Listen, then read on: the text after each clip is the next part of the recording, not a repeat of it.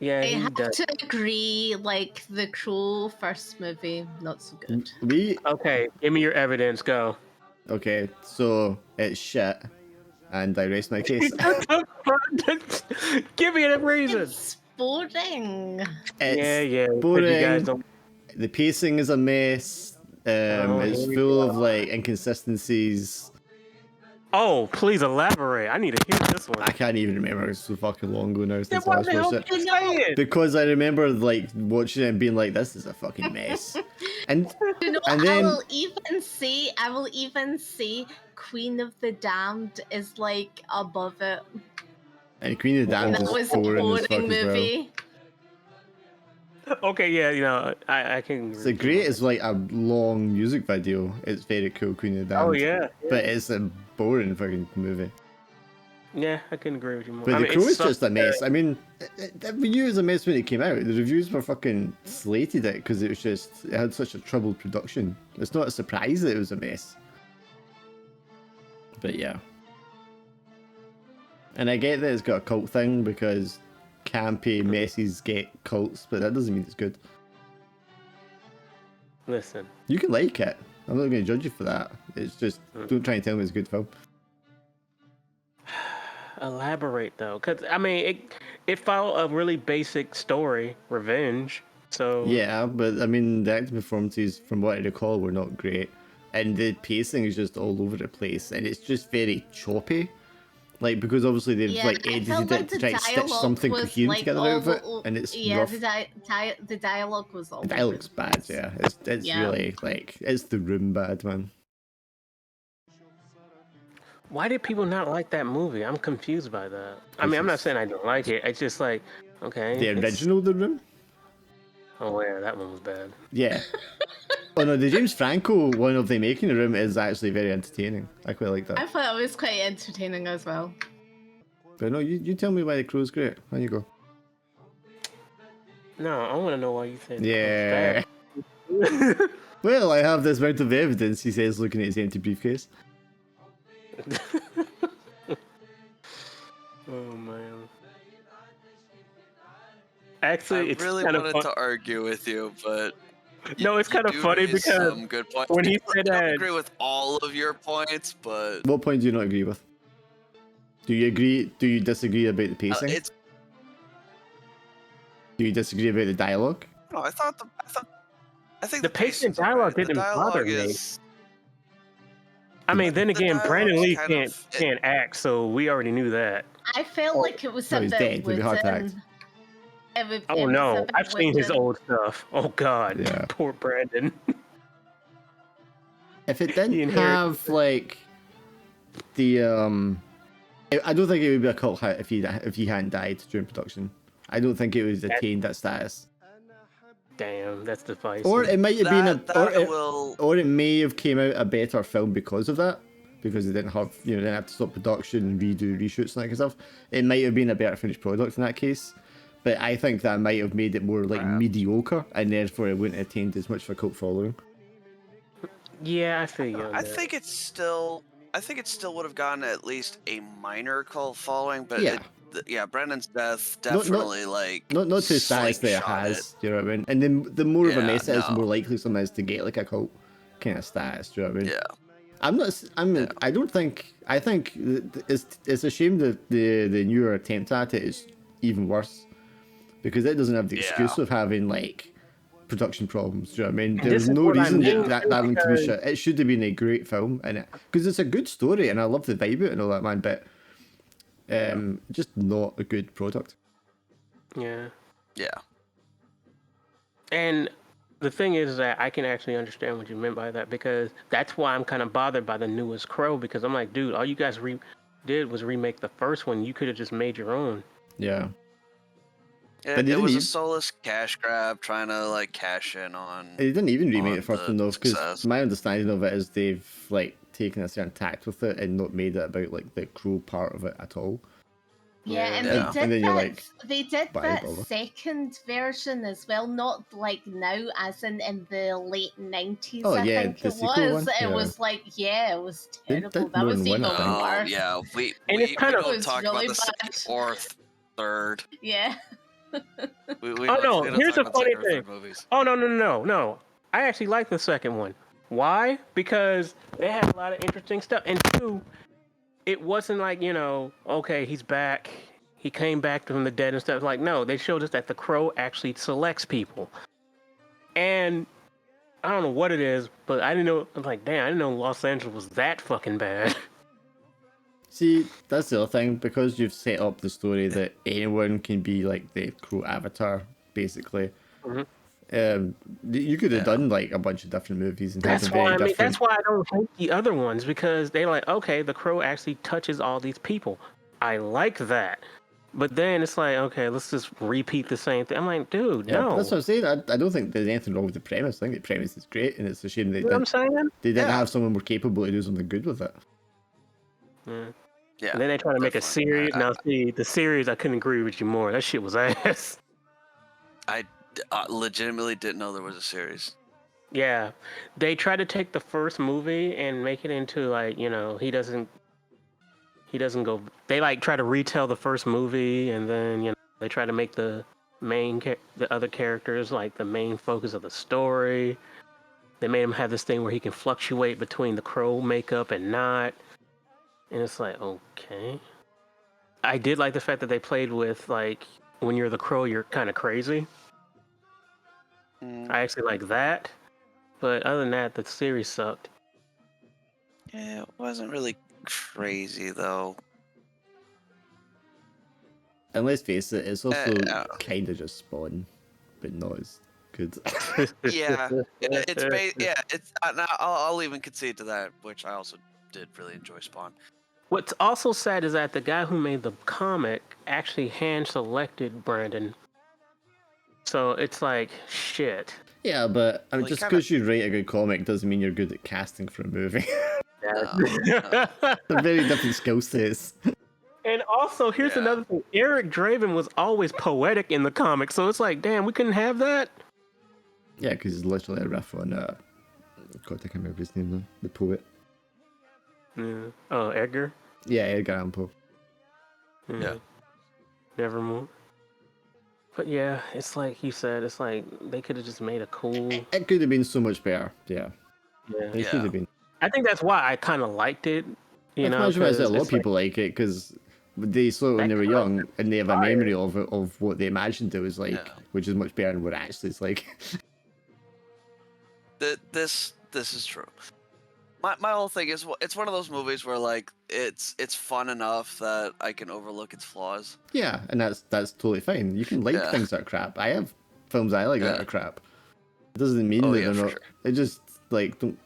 There's the people that try to come tell me, oh no, that's actually a great film. I'm like, no, it's not.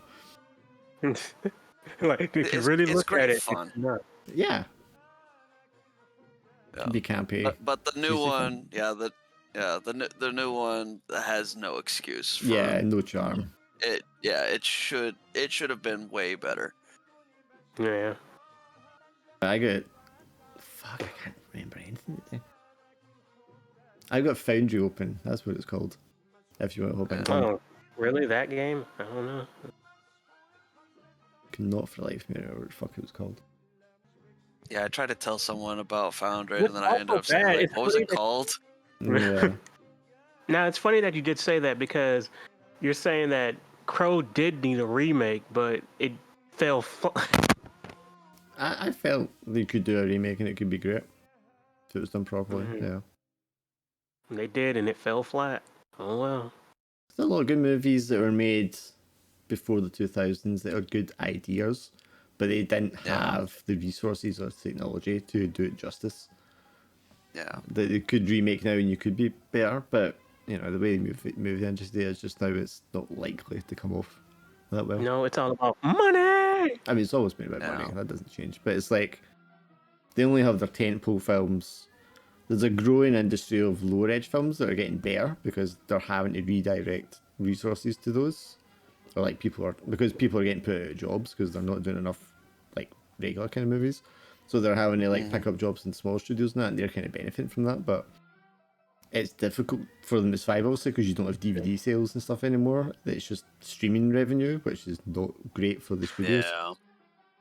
Yeah. Did you see that trailer I sent you of Terror Dome? Yes. The Boogeyman one, the one with all the actual. Oh yeah, you Famous. sent me that. I didn't look at it though. Yeah. When you look at it, just look at the concept, because it's like, bruh, why does this look better than the actual game? Because it's like, Because it's easier to make a vertical slice. I mean, true, but I think they should have stuck with that, because when the concept of making it like, you know, an actual game, it's like, guys, you guys could just stick with the first format you had. They're using copyrighted music. I mean, that shows you the caliber of what they're doing. Hmm. It's not even it's lazy. It is lazy because you're just not spending time to find suitable music that isn't going to Sure. get you marked as being like copyright.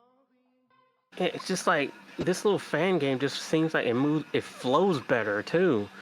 Whereas the one I showed you, the one on Steam, it's like it's cool and all, but it just doesn't feel right. Weird, my phone's about. No, it's fine actually.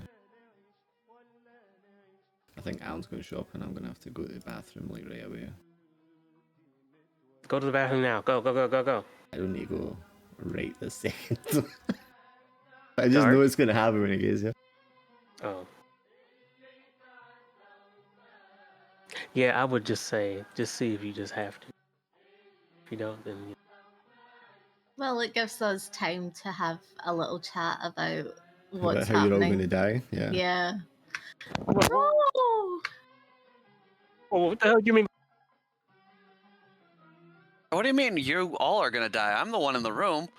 You're with a dead body. That's nothing wrong with that.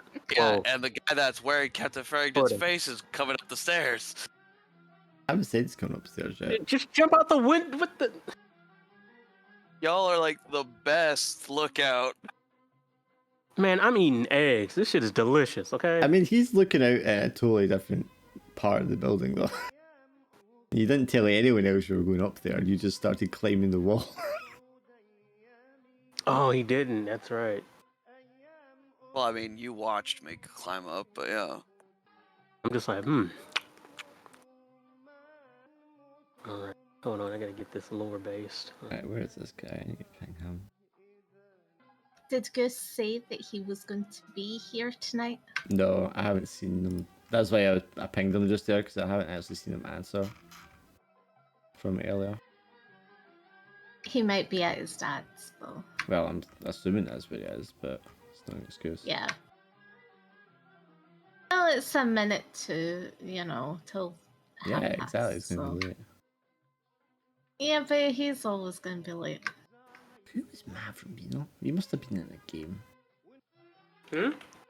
I need to start labeling people's nicknames in Discord with like where I know them from. So when they show up like 6 months later, I'm not like, who the fuck is this? I mean, I don't mind him being late, but if he told me he was going to be late, at least so I know that he's going to show up at all. To be fair, he did say he was going to be like late. He wouldn't be on time for each session. Yeah, but I need more accuracy than that. Yeah. I mean, fortunately, he's not the one in the room with the body at the moment. Because then that would be Yeah, I trouble, mean- you know what I mean? Yeah. Yep. Right, I'm going to go bathroom. Hopefully he's back. Time I get back. Told you. And someone tell Glenn again. Fine. Are you writing another letter, Swindle? Not yet. I've already got 2 sent out. I Well, noticed there's one in like the shared what is it? The shared document? No, not shared documents. Where is it? I think it was Oh, by the character accident. dossier. Yeah. The letter to children. It's so sweet.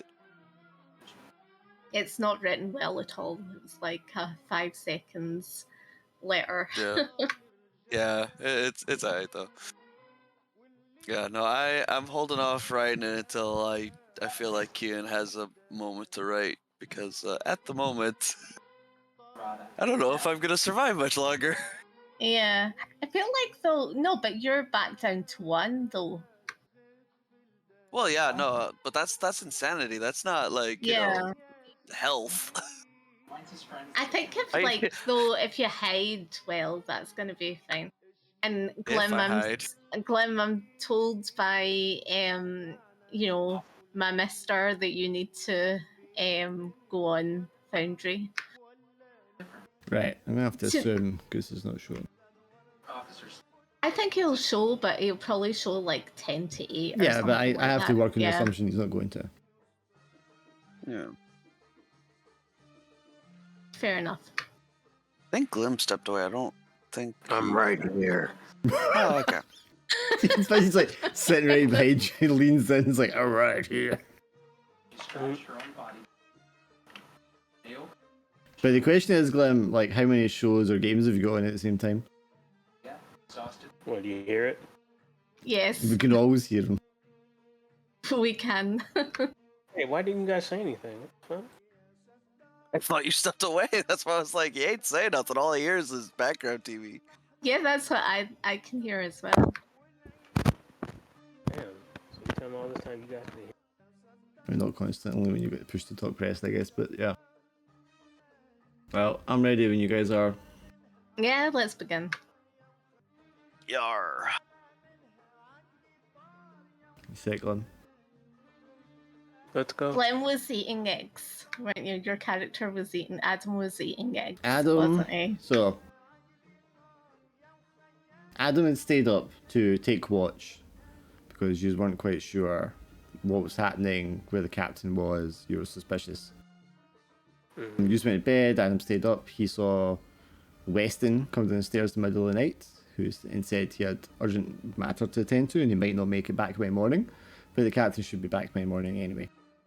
You heard a noise, you investigated, you couldn't quite figure out what it was because it was dark. But come morning, you took Kian out round the back of the building, and thereupon you saw like evidence or indication that someone might have like scaled the wall. Therefore, Kian decided to just scale the wall up 2 floors and bust his way into the room.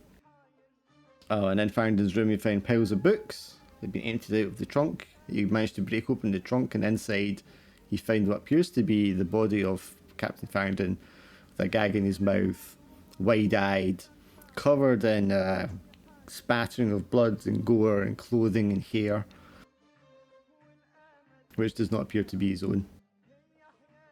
At the same time, Gloria was downstairs lying to Captain Farrington and then changing her story and telling him the truth about the mortuary and what happened at the morgue. Barker Lewis had came in and joined them for breakfast and sat down, although Gloria herself wasn't having any breakfast. The captain then stood up and said, well, I have a couple of matters to attend to, but we can get going shortly, and then we'll go to the mortuary and we'll see what this body business is all about and see if we can retrieve the journal before it's destroyed. So he gets up from the table, Gloria. Lewis is there tucking into his breakfast, and Captain Farrington walks out of the restaurant, across into the lobby, and then up to the desk, the kiosk, where the concierge is standing. He says something to the concierge. The concierge nods his head, like yes. Leans down, takes out a pad and a pencil, and the captain leans in with one arm on the desk and is obviously saying something to him, while the concierge is like nodding his head and scribbling something down on a notepad. I can see my Discord connection going fucking red all the time here.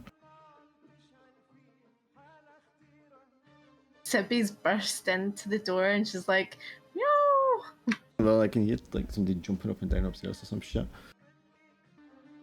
So Cian is upstairs in this Farrington's room. Gloria, you're downstairs at the breakfast table with Lewis. The captain is at the concierge table.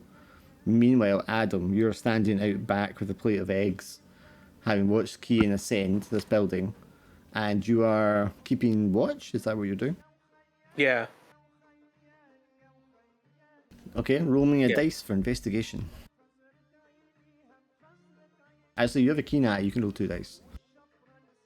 Being a photographer is quite helpful. Okay, so that will be a fail. Unless you want to add insight and reroll it. Sorry. Man, these eggs are just too damn good. You can either add insight to it and reroll, or you can just keep that result. So adding insight and reroll means you get to reroll the 2 dice plus the insight dice. So roll the 2 dice again as well. So the 6 is what's up. So did that tell me your insight? Yeah, your insight didn't go up anyway. Oh, cool. So, I mean, well, maybe, what chance it happen? I don't think so. So, you're standing there, and you notice the road is running like north-south. You're on the east side of the building. As you look to the north, there's a man, looks dressed the same as most people in Tunis, and he's got a kind of long, woolly, dark cloak, but I mean, it is January, it is chilly. And then to your left, to the south, you look down and you can see there's 2 other men dressed the same. But what stands out of these 3 men from the other people here and there around at 6 o'clock in the morning is the way they're kind of just hanging around the corner of the buildings. They're not really like going anywhere, and they're not like in a group of people talking. They're just sort of like standing there, and at least 2 of them, one on either side, is like looking your direction. And then you notice 3 other men coming out of like a side alley across from you and approaching you from behind. So what would you like to do? Like some eggs? There's breakfast in the hotel. Yep, as you turn and say to them, one of them raises his head up and you can see, despite his dress, because he looks a lot different to the way you saw him before, is Kellyan. Sorry, you're doing that rustling thing with your microphone again. Yes, the man from the ship. He looks at you. Kellyan. Yeah. Hello, Adam. What are you doing? The other 2 men are him kind of like flank you left and right. Is there a problem, guys? Well, I hope there's not a problem. Adam, I have one question for you though. Why are you here in Tunis? Thing? Sorry, How do what? they look now? How did they look? Do they look kind of standoffish and stuff? So the 2 guys, the one on your left is quite a large fellow. They both look like native Tunisians. And they're dressed in, they're kind of dressed everyone around here, they're doing with the big black woolly cloaks. I wouldn't just going to standoffish, but there's definitely something a little intimidating about them. They're definitely kind of like encircling you, the 3 of them. I look at them like, is everything okay, sir? Because you guys are kind of acting odd. Well, I hope everything is okay, Adam, but you have to answer my question. What are you doing here in Tunis? Oh, investigating some lead. Found. I don't really remember the detail. Well, I've read the details from your captain's operation profile. I know you're here to interrogate a prisoner. Okay. But I want to know, why are you here? Why am I not supposed to be here? I'm sorry. His eyes flicker to the guy on your left, who's now moved almost right behind you, and he does a little left-right nod of his head, and you hear the hammer of a revolver being unclicked. Oh,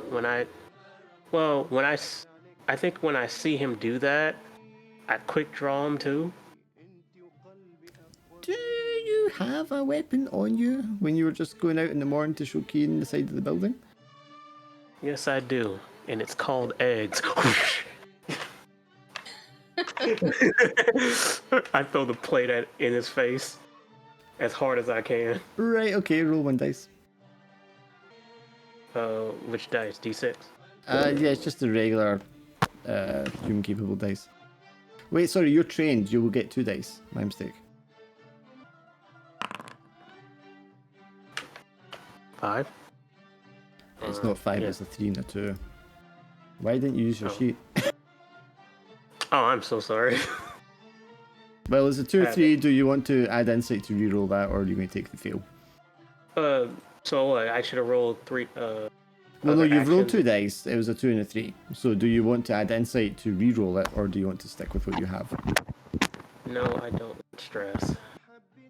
Okay, so you go to to throw the eggs in the guy's face. You throw the plate at him. Kellyan, sorry, immediately like grabs your arm, and the guy on your right grabs your other arm, and the two of them like push you against the wall and pin you. And Kellyan just like whispers into your ear. He's like, "Don't make a scene, my friend. We're not here to harm you." Then why the hell did you almost pull out a damn gun? No, I signaled him to not shoot you. Well, word of advice, don't ever do that, soldier. Let me go. Are you going to be calm? Yes. He nods to the other man, and the two of them let you go, although they're still standing like immediately in front of you. Yeah. Now, what's the problem? Why are you saying I can't be here? So what is it? No, you see, I had to know your reason for being here, but I'm assuming you are just following orders. You do not know Yes. why you are here. Correct. I'm just following over. Very well, then you're an innocent in all this, my friend, but I'm afraid you're caught up in something much more serious than what you've been led to believe. Where are the rest of your members of your unit? The doctor is inside. About to say it, but I go, and Doyle, he took a walk somewhere. And what of the officers, the Weston and Farrington? Oh, they're inside also. So they are all inside the hotel. Yes. Are they in the restaurant? That's where I got the exit now. I'm so sorry, out of character. But yes. 'Cause if that's true, then...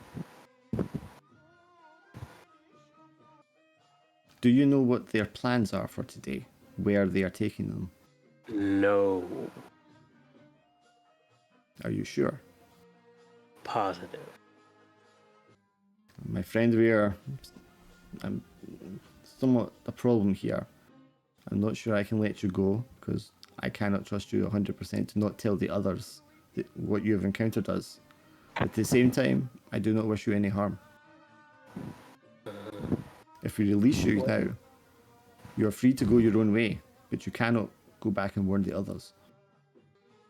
What exactly is going on? Tell me.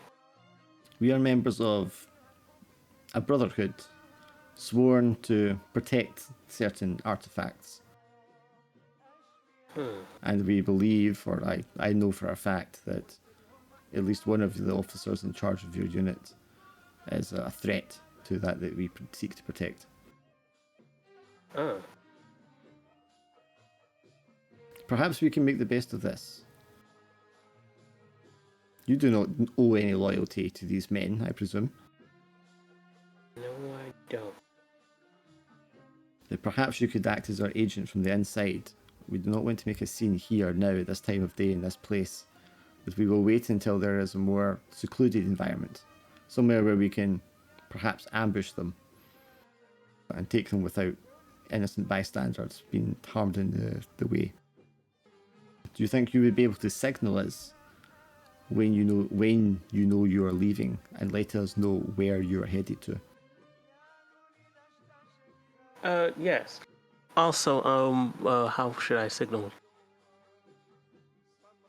He pulls out a little tiny scrap of paper, like a little tiny notepad thing with a little pencil attached to it, and slips it into your hand. Write the name of the place on this paper and leave it at the concierge desk of the hotel. We will find it.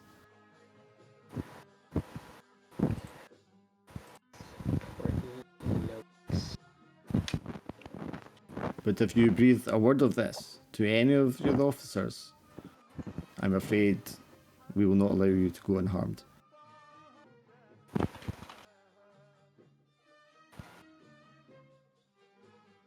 Very well. I'm trusting you with this, my friend. It is very important. Yes. Okay. He looks at you hard for a second as if kind of judging how much faith he's putting in you here. Turns to the other and nods, and the three of them like back off up the alleyway again. The guys that were down south and north of you on either side of the corners kind of move into like slight crowds of people that are beginning to move around in the morning, setting up their shops and stuff like that in their stalls, and they kind of like filter out and disappear too. Cian, you're upstairs. You have opened this case, this trunk. You managed to hold yourself together, and then you hear footsteps, not in a hurried pace, but heavy, coming up the stairs. What'd you do?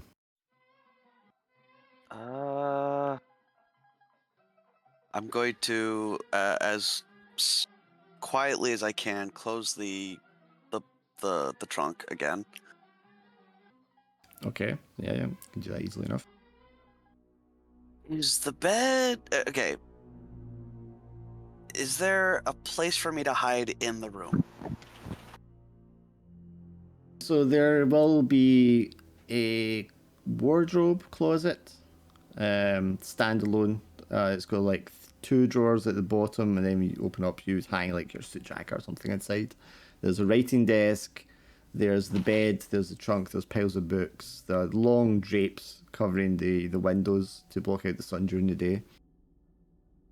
And a little attached bathroom, which is just a very basic toilet and a sink and a mirror. I'm going to try to hide under the bed. Classic. Oh, that seems so character to you. Okay. Is there anything you just crawling under the bed? There's nothing specifically you want to kind of do there. I mean, if I don't, if Cian doesn't feel confident that he'll be hidden that way, he'll, I don't know, move things around to improve his chances, hopefully. But like, yeah, drag I think a I'm just pile of books a little closer or something like that, kind of obstruct you more. yeah, and I'm definitely keeping the letter opener in my hand. Okay. Obviously, are you lying flat on your stomach or flat on your back? Obviously, you're quite vulnerable either way, lying under the bed like this. Yeah. I think on my back. I think. Okay, there's a step, there's a creak that you're now beginning to recognise when someone reaches the top of the stairs. You can hear a key going into a lock, the click of it opening, and then the sound of a door opening in the next room. Would I know which room that is? Weston's room.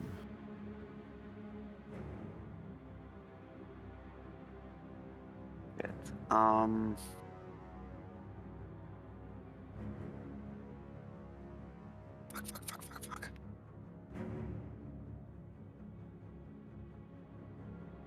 No, I stay put. You hear footsteps move around a little bit, something shuffles. And then the door closes and you hear the click as they lock the door again. Okay. And then the footsteps as they go down the stairs again slowly. Gloria, as you were sitting in the restaurant, you can see, like I said, Fangden talks to the concierge. The bellboy comes along, concierge talks to him, and then he goes up the stairs for a moment. And Fangden gets on the telephone from behind the kiosk and makes a phone call. Just as he's getting off the phone call, the boy comes back down the stairs and like hands him something. And then Fangden turns around and then shoving the thing into his pocket, he walks over towards you and Lewis again. Dr. Pemberton, would you perhaps mind going upstairs and fetching Private Doyle and Private Winston? I think it's time for us to leave. Yeah, sure. So he sits down with Barker to finished their breakfast.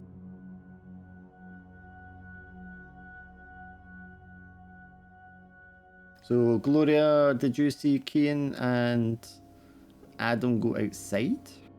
I saw Adam going outside because he was saying that he was going outside with a plate of Sure. Okay. So, eggs. so do you want to go upstairs where you know they aren't, or do you want to go outside to find them? I'll go upstairs and check on Kian. Right. Okay. So you go upstairs to Kian's room, knock on the door, and there's no answer. Kian, from your part, you hear footsteps coming upstairs, and then you hear knock on the door of the other room. And then I just say, Kian, it's Gloria. We've to go downstairs. Where are you? And you try the door, and his room door is locked. Oh. He must be downstairs. So I make my way downstairs. Actually, I think Kian will kind of scramble out and poke his head out from Farrington's room. How are you going to do that? You don't have a key. I can't unlock it from the inside? No. Oh, that seems like a you need the fucking key? security flaw. You need the key. If you have a key, you lock the door, you unlock the door. It's They don't have the little it doesn't have a switch snip. thing? No, it's not a Yale lock. This is too old for that. Oh, okay. Oh, jeez. Yeah. Okay. Fair enough. In that Do case, you I'll. say anything though, as in like? No. Yeah. No. Okay. I'll just Kian will try to climb back down, stuff the letter opener. No, he'll put the letter opener back where he found it. Okay. I walk outside and Okay, I so you- see Adam. Yeah, okay, so you go downstairs through the lobby outside. Adam, you're standing there, these guys disappear, and just as they do that, Keen comes climb down the side of the building again. What are you doing, Ken? And a moment later, Gloria will turn the corner, and the two of you are just standing there just as Keen's kind of dropping down from the, All the right. first floor. Okay. Hey guys, Captain Farrington wants us in this sort of kitchen area, so dining area. Restaurant, So, yeah, restaurant. Oh, that's cool. That's great. Wait, no. That's not Farrington. What? Covers. What? That's not Farrington? Hoopla. What do you mean? The person I've been talking to for half an hour is not Farrington? Wait, I what? just. What did you spot? What did you see? Just what? Well, Kian will turn to Gloria and just go, Adam heard a noise last night, and it looked like somebody climbed up into Farrington's room last night. I just climbed in there, and in a trunk is Farrington. Dead. Oh my goodness. Oh, this is crazy, but he's actually in the restaurant. So you saw him and then dead, and then, well, who's that in the restaurant? It has to be whatever Weston is. Or was. Well, what are we going to do? Because he wants us in the restaurant. How are we supposed to act naturally about this? And of course, as I said, as I was just saying, Alan, you're sitting in the restaurant having breakfast with the captain at this moment. Unaware of anything else that's happened in the last 10 minutes. It's just Farrington. Just Joe. Poor Lewis is just sitting in the restaurant with him, and Well, we've it's just just- heard this news. It's assuming that you're right about him not being Farrington, and that the body Yeah, is of course, Farrington. Could be all the way around. Right. It is just Kian who's saying all this. Right, so But I'm yeah, like, no, he's like, I saw him. He's stuffed in a chest, a gag in his mouth, eyes wide open. I don't know how long he's been dead. I wish I knew this like sooner, because I just told them that the doctor. I just explained that I told them what I told them about the doctor and the Journal. and yeah, and the journal. You told And him he about the wants journal?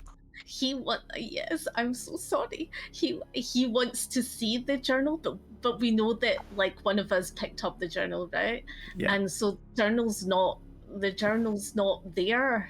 It's not going to be there. And then, obviously, you know, my fellow colleague Mackenzie, he's not going to lie about the situation of what happened. So I feel now, because this is not Farrington, this thing is not going to be understanding of that. So I don't know, what's our next steps. What should we do? Oh, Jesus Christ. You've dealt with supernatural before, Kian. From what my mother has told me, you seem to be the one with the plans. So, what's our next steps, Kian? What should we do? Oh boy, Kian is staring at Gloria with this look of bewilderment, just at the absurdity of the situation. Because once again, Mildred stands before him, urging Kian to come up with something, to do something. Does Adam pipe in between this at all? Because obviously this is new information to Adam too about the body. I did. I was like, there was a body up there. And then he said Farrington. I'm like, the fuck? Oh, jeez. So the three of you are collectively just standing there going, oh, geez. Yep. Did you find anything strange when you were standing outside, Adam? That Was there seems like an anything? odd thing to ask him. You know what? I'm going to answer that. I'm like, yeah, somebody bumped into me and I dropped my egg. Oh, okay. Is that a point you both noticed the plate of eggs lying on the ground? Scattered. What a waste. Right? So Lewis, Hungry. you were sat down, you came downstairs, sat with Gloria, who wasn't eating, and then she got up and went off to look for O'Doyle and Winston, because the captain says, it's probably time for you to get going. Captain comes back in, sits with you while you finish your breakfast. And he's drumming his fingers a little bit. And a couple of minutes pass, and he's like, what the devil is taking him so long? What are we doing today, sir? What's on the agenda? Well, I'll have to go see this mortuary. I'm presuming what Dr. Pemberton was telling me the second time around is the truth then, about the body and this journal that it was carrying. And it's the doctor is not our prisoner. That's correct, yes? As far as I know, sir, yes. I must say, Barker, it's highly unprofessional of her not to just tell me right away. I mean, this is the whole reason we're in this damn city. But no, we'll have to visit mortuary, obviously, and he looks at his watch. It's a little too early to go right now, but we have to go meet our contact here in Tunis before then. What the black devil is that? When you finish your breakfast, Barker, can you go and make sure the Jeep is fueled up and ready to go? I'm going to go upstairs and see if I can find them. Of course, sir. We really don't have time to be dallying around like this, he says, and he got his cane under his arm, puts his hat on and his gloves, and he's walking up the stairs. Yeah, I think I'll just quickly finish what I'm eating and try and go look for the others. Sure. A bit of toast still in your mouth. You kind of jog out into the lobby and then out front where the vehicle is parked. You three round the back, what do you finally decide to do? We have to. It's a very delicate situation. For one thing, there's very few people that are going to believe us. If we tell the truth, we can't tell anybody anything. I'm going to phone Mackenzie to say, to go for a brunch, so that so that what's called he doesn't bump into Mackenzie. So I'm just going to do that. Right, so you're going to walk back around and go into the hotel to use the telephone. Yes. Right, so you walk back inside the building. I don't know if the other two are following you quite yet. But as you come around the front of the building, you see Barker, Lewis, come out, and he's like going towards the Jeep.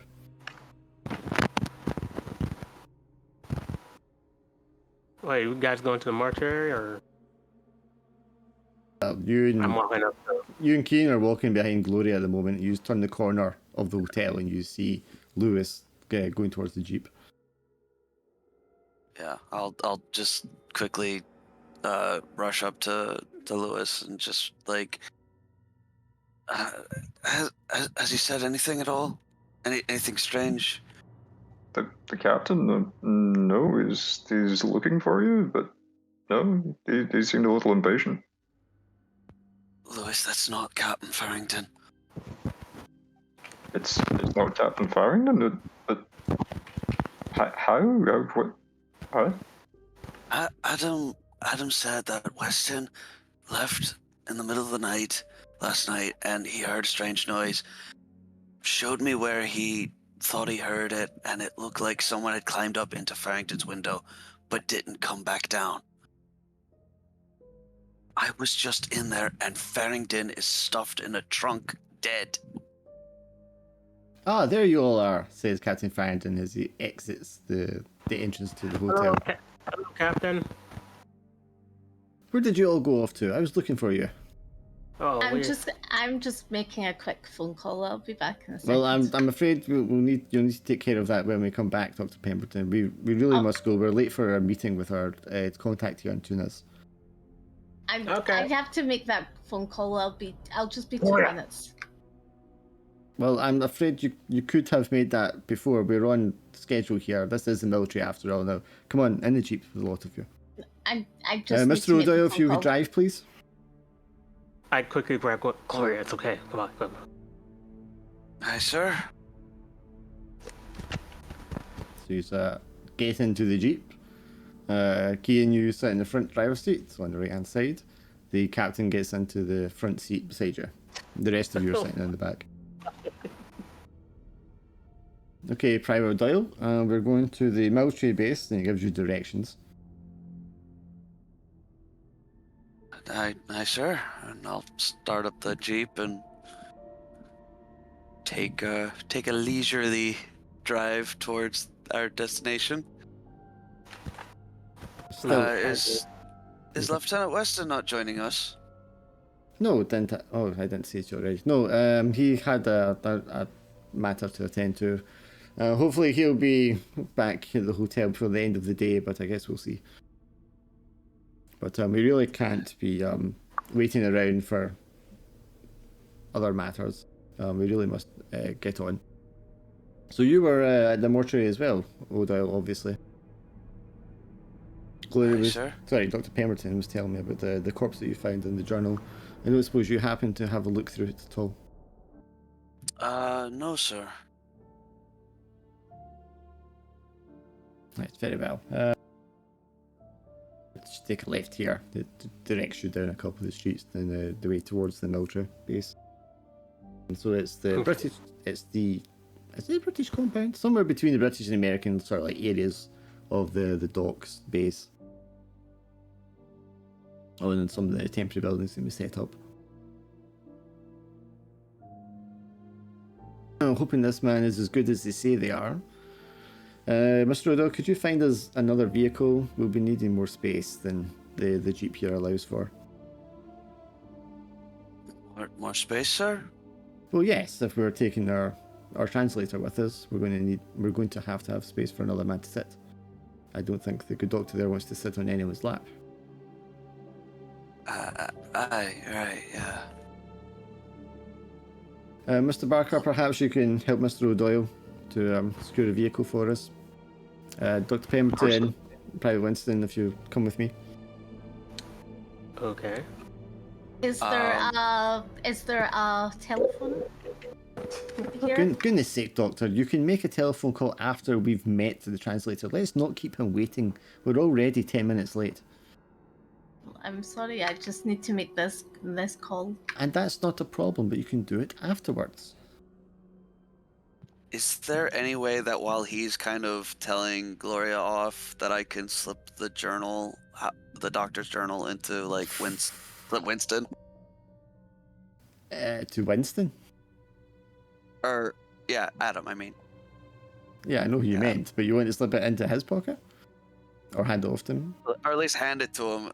Yeah, because quote unquote captain is focused on Gloria, so. Yes, sure. You don't have to roll for that. You can just like hand that over to him.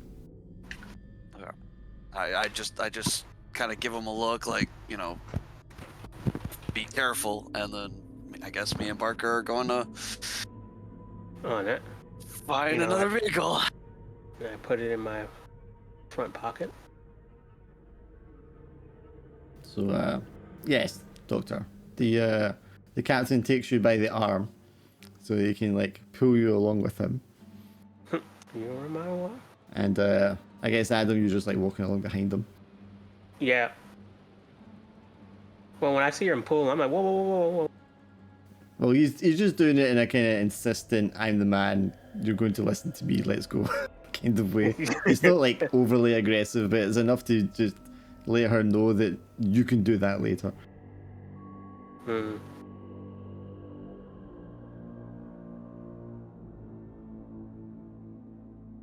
Appears on this screen. So finding Adam and Gloria, use approach one of those, God, I can't remember what they're called, you know, sort of half dome shaped buildings that they set up, military camps.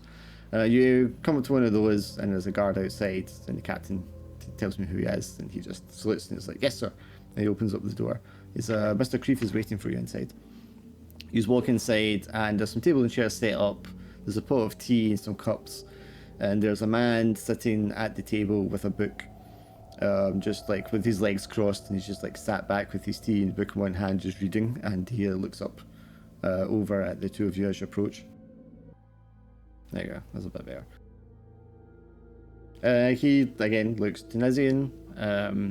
He has a white mustache, very long, well kept. He has the typical kind of the typical kind of hat. It's kind of like a fez almost, but it's like woven.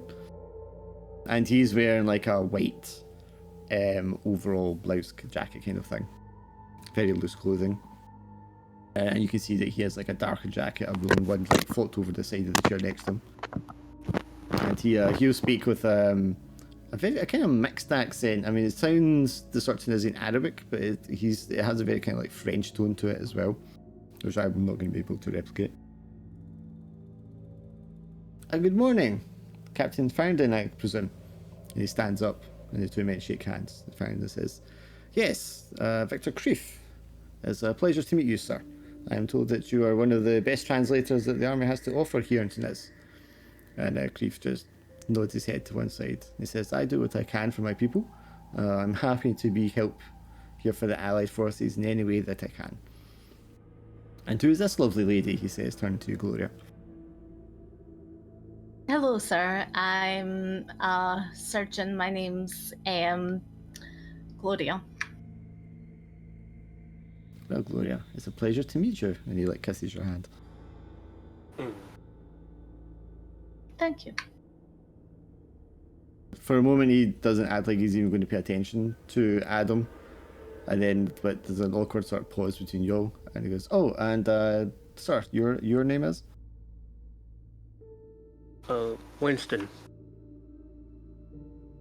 "A pleasure to meet you, Mr. Winston. I am Victor Creef. I will be your translator for all of you for the foreseeable future during your trip here in Tunis. Wonderful. I am fluent in French, Arabic, English, and I know a small amount of Italian and Polish as well. So I'm more than happy to help you for your time here and to be of service." And then Farrington begins to explain to him why you're here. You're here to interrogate a prisoner. But unfortunately, you just have to make a stop at a mortuary first. to see about a subject that's been held there for you. So if Mr. Creef is ready, the user ready to go within half an hour, perhaps you want to sit and have a cup of tea first. And Victor's like, very well then, if we're in no rush, and he sits back down again and puts his book down to one side very carefully, neatly, and he gets the kettle, and he's like, would you like a cup of tea, Gloria? No, thank you. Okay, sure. What about you, Mr. Winston? No, sir. Full. Oh, I see. He looks a little kind of put out when he like fills up his own cup and then pours one for Fang, and the two of them sit down and start drinking their tea. Fang is just going to make small talk with them, just asking about Tunez, local customs, things like that, the weather. Just very normal small talk kind of stuff.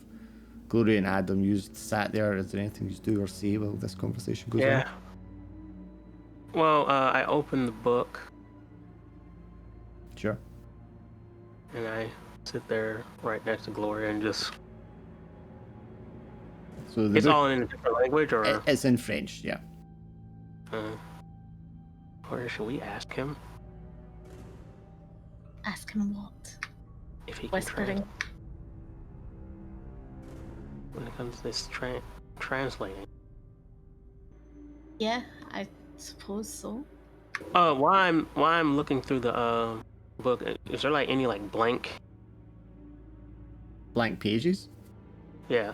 The very beginning of the book, there will be a page that has just like the title and author and some copyright stuff at the bottom, but most of the page is blank. All right. I'm like, Laura, do you have a pen on you by any? Yes, always have a pen, and I give them Alright, my pen. Here's something else. Now, when I'm writing, I'm telling you what happened to me in that alley. Yeah, I'm Okay. writing it, and I'm telling you about that alley. I'm just like, just stay normal, relax. So, I don't know what happened. right, so you're going to have to roll a dice if you're trying to do this in secret, because you're all sitting down at the same table together. Writing on thing in his book is going to be quite noticeable. Shit. Can I 86 that? Because that's secondary. What did you roll? No, I said, can I 86 the idea? Oh, you Just don't have to roll. do it, no. I mean, you could take the book, you slide it over, and you're flicking through it thinking about doing this, and as you do, Victor's like, oh, do you speak French, Mr. Winston? No. No, I don't. I mean, can you... Ah, it's a great shame. It's a fantastic piece of literature. I speak French. Ah, oui, mademoiselle. And then he, ask you how your day and how your trip to Tunis has been so far in French. And I say it in French. It's been nice. Apart from the mortuary. Yes, I can't imagine having to go to a morgue is high on the list of visiting a beautiful city, but you must take the time to see the sights. It's a beautiful country, a city with much, much history. Yes, indeed. Much to learn about, things that go on. Yes, I suppose that's true. So, have you been here long, Victor? I am a native, actually. I was born here in Tunis. You may have Lovely. guessed by my name that my father was not native to this land. He was actually an expatriate from Austria. But my mother was born here. Lovely. I've lived here all my life. Yes, I love this city. And until recent times, it has been a beautiful place to live. Yes, it's war is a place for no one.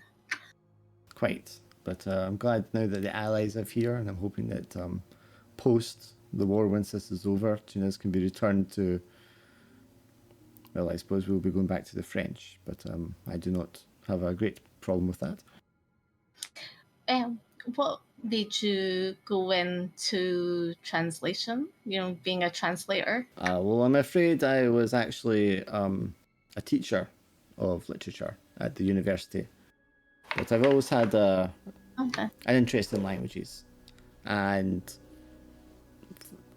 during the war and my temporary internment, I found a way to make myself useful as an interpreter and a translator for first the Italians and then the Germans and now the Allies. Oh, so you speak Italian as well? So I do I. speak a little. I wouldn't dare say I was fluent enough in the same way I'm with French, for say, or English, but I can speak enough to get by. Yes.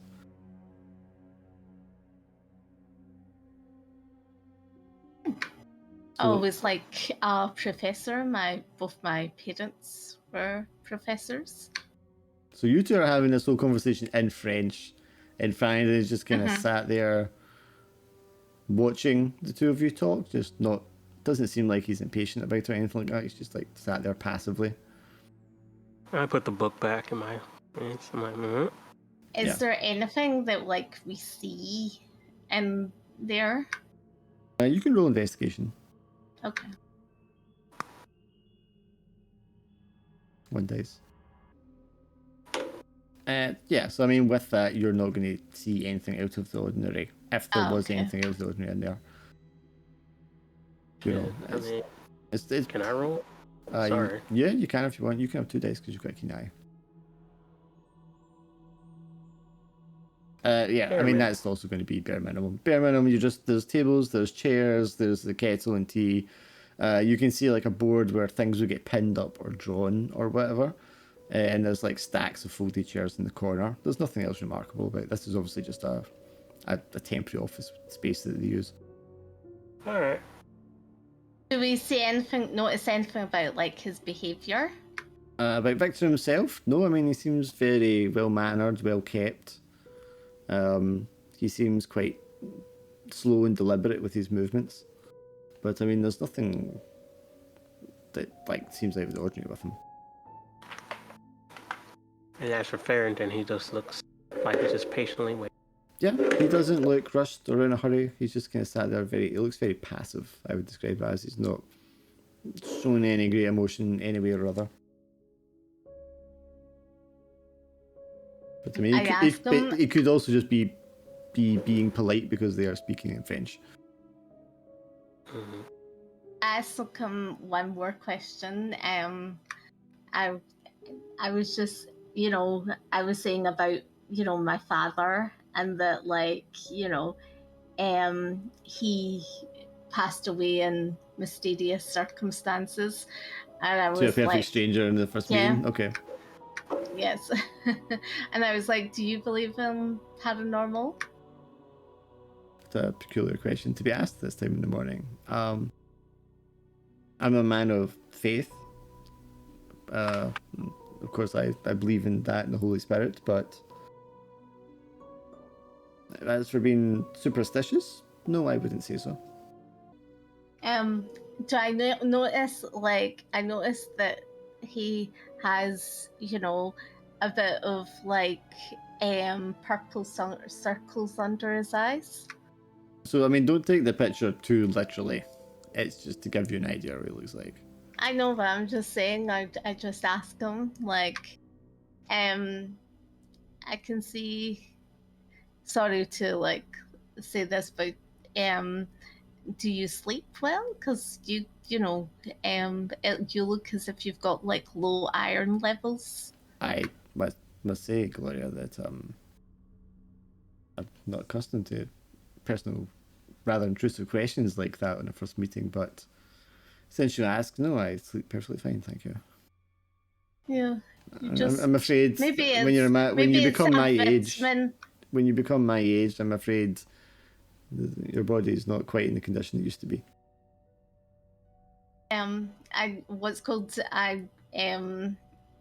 write him out a prescription and say, like, to get some iron tablets and things like that, just to kind of, like, say you need to, He'll like, politely, because he doesn't know what else to do, is say thank you and fold it up and put it in his pocket. And then he turns to Farrington in English and says, perhaps we should go now, sir? And Farrington is like, yes, well, excellent. I'm glad you two are getting along so well. Victor stands up, Yes, takes his quite. jacket. He does have a small satchel with him that he puts his book into. And Farrington says, private incident, would you mind carrying Mr. Creef's belongings for him, take them to the car? Oh, certainly, yes, of course. Creef, of course, waves his hand at you and says, it's quite all right, son. It's not a problem. Oh, good. I may be getting old, but I'm still able. Wonderful. Thank you, though. Welcome. Cian and Lewis, you go off to the motor pool that you've been to before. You take the jeep you currently have there. I follow Adam because I'm like, I want to go and get a wee bit of fresh air. Right, well, we'll come back to you in a second. Yeah. Okay. I'll just be a second. I need to take something out of the oven. Sure. So, Cian, you're driving anyway. Yeah. Anything you would want to do other than get another vehicle? I think I'd want to like try to find out Weston's whereabouts, Okay, how would you do but that? I really don't know how I would do that. I mean, just for confirmation, but yeah, I really don't know how I could do that. Because, of course, you have no idea where he was off to, so you wouldn't even know what department to try to ask. No, yeah, so Do you need to fill Yeah. Lewis in on anything, or did you already fill him in quickly? very very quickly, I suppose. Yeah, so I mean, obviously you'll have a good 10-15 minutes to fill him in properly when he gets back from doing whatever he's doing. Yeah. What is that? Snapping What? on his gun. Oh, that is my bug zapper. Ah, I was wondering what it was earlier. Yeah, that I don't really mind you hearing. That just tells me that. That must be a big bug. Man, you tell me, because I'm still not knowing. What was it you wanted We to do, just- Gloria? Okay. I wanted to go with Winston because I needed some fresh air. Well, I mean, you're all stepping outside because you're presumably going out to see where Keen is with the truck. Yep. Okay. But, I mean, I walk forward with Adam because I felt like he was about to say something to me. So like I'm like whispering to him. I'm like, Adam, what was it he wants to say? Have you finished your letters? Yes. I gotta write my letters soon. I would like to have mail. If that's okay. Yeah, sure. We can go there. Yeah. Well, not right now, but later on. Yeah. I have one letter that I need, like the children's letter that I have to send to like my kids. So yeah, Can't now, because yeah. What are we gonna do about the mortuary? I don't know. yeah, Keen. So if there's anything you wanted to tell Lewis in the moment you have, yeah.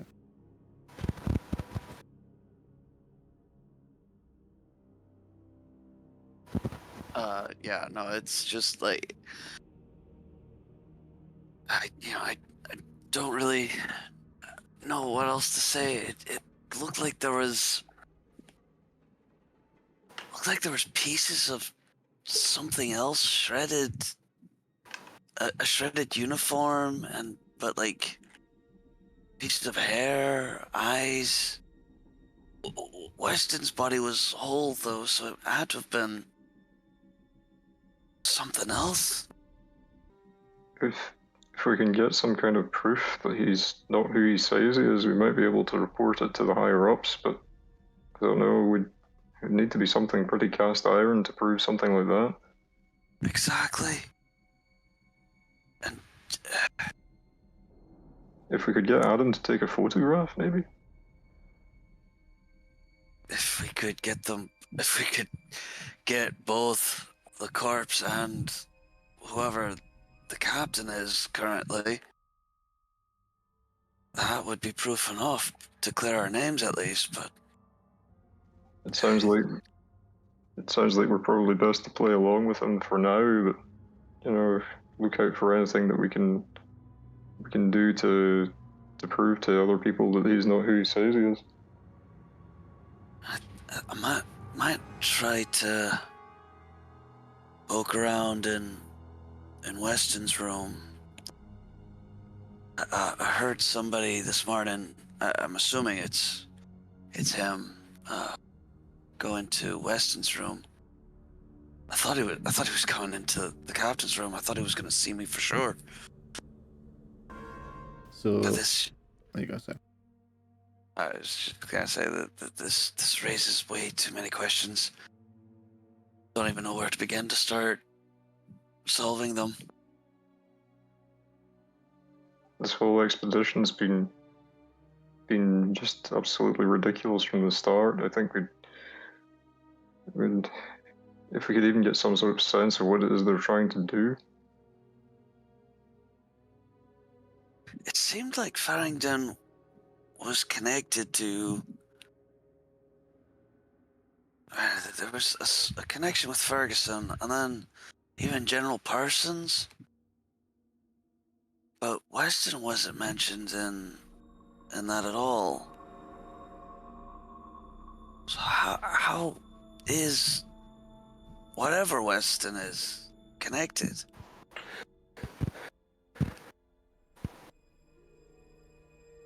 Yeah, I think we're just gonna have to go along with them as best we can until we can get more sense of what it is that's going on. But be careful. You know, do you have a weapon on you just in case it comes to that? Not presently, I don't think. It's with all the rest of our weapons, I suppose. Yeah, I think most of your weapons be back at the hotel. You just had them, and then you just had them, and then you had to kind of leave quickly. Yeah, and I don't think I have a rifle. I just have a pistol.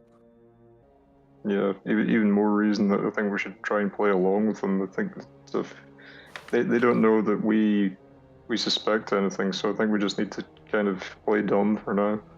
Yeah, and this mess with Gloria about telling about the mortuary.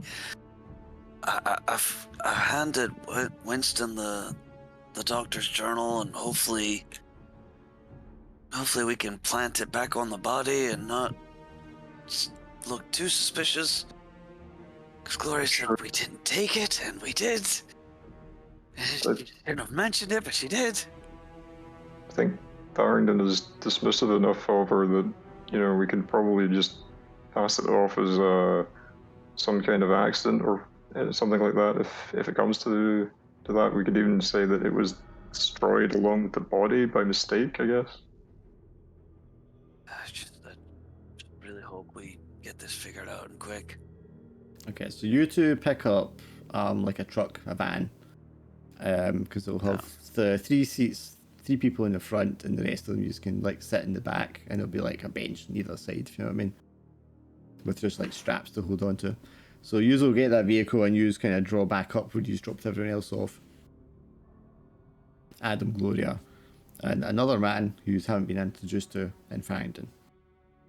And as you draw up, Farrington approaches 2 of you and goes, "Gentlemen, this is Mr. Creef, our translator. He'll be joining us for the rest of this expedition." And Mr. Creef just Good to meet you, sir. bows his head.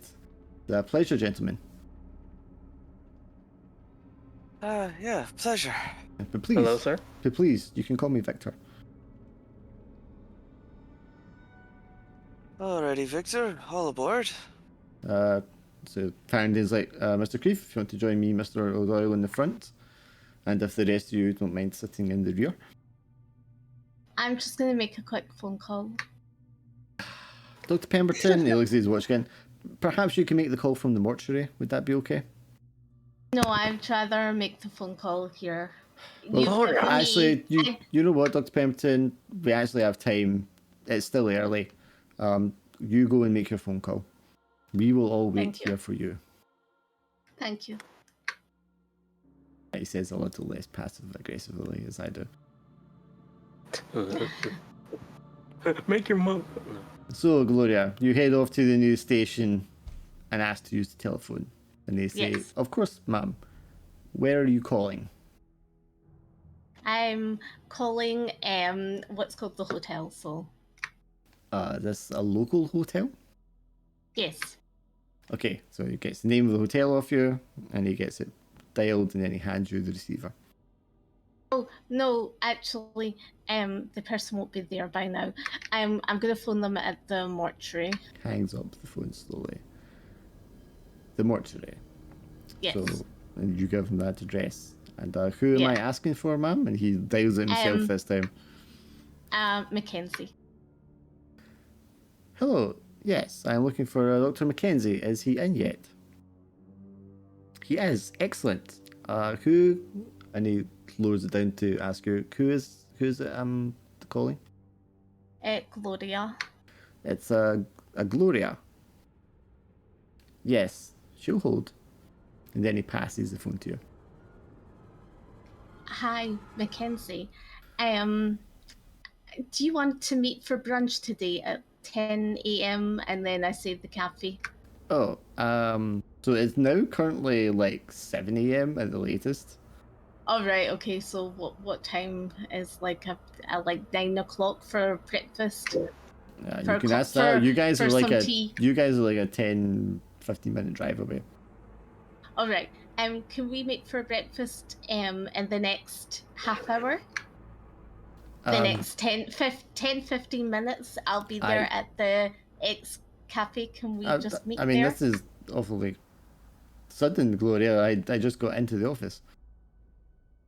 I'd really like to talk to you. Is that okay if you meet me there in 15 minutes? Why didn't you roll a dice for me? Okay. So no one, well, it doesn't matter if it's a base game or not. As long as it's one. Alright. You're gonna have to use insight if you don't want that to be a failure. Do you wish to re-roll it with insight? No. He says, I'm really sorry, Gloria. It's far too... I've just came in. I've got some case files I need to go over, reports I need to write up. I could join you for brunch later if you want, or lunch, but I'm all busy until then.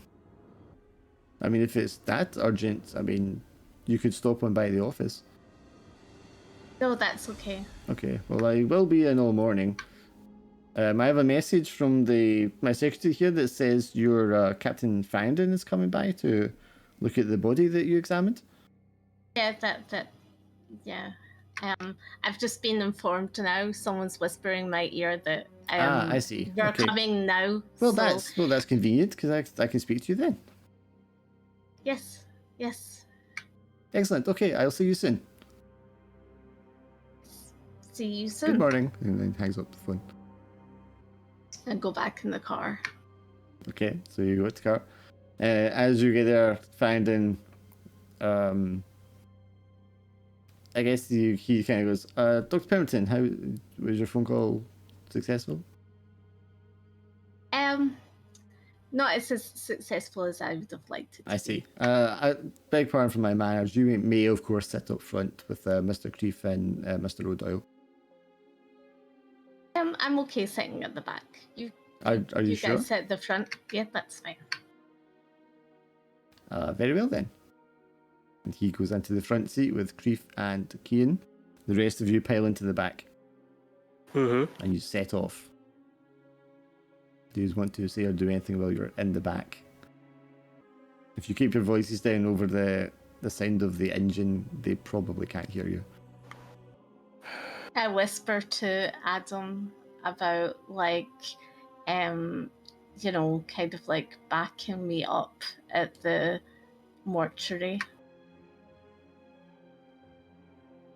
I don't know what's gonna happen, but yeah, I'll try to back you up. I'm like, I feel like he might do something really horrific to me. So I would like your support. Just say that I'm scared. Yeah, we gathered.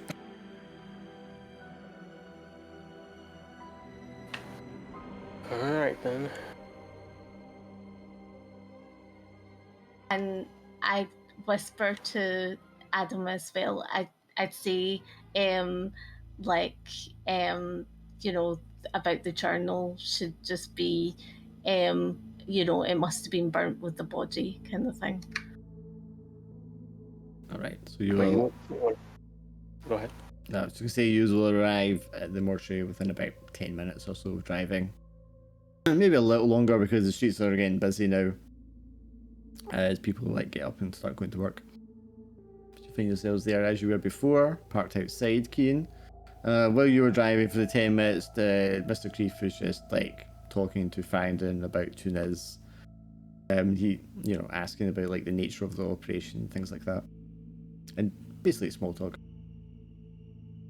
Yeah. You just pull up outside, stop the engine, and Farrington hops out. Creef follows him, I guess.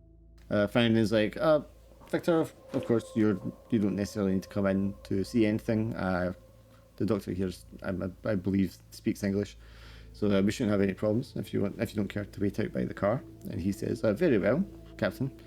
And he like sits and opens up his satchel and pulls his book out. Mr. Odell, you can wait out here too. I don't think we'll be too long. He sticks his head around the back of the truck. Dr. Pemberton, do you want to come with me? Of course. The rest of you can stay here. So you and him walk in to the front room. The secretary's like, welcome back, Dr. Pemberton. I'll just let Dr. Mackenzie know you're here. Never mind. So I mean, you guys outside can talk about whatever you like while they're inside.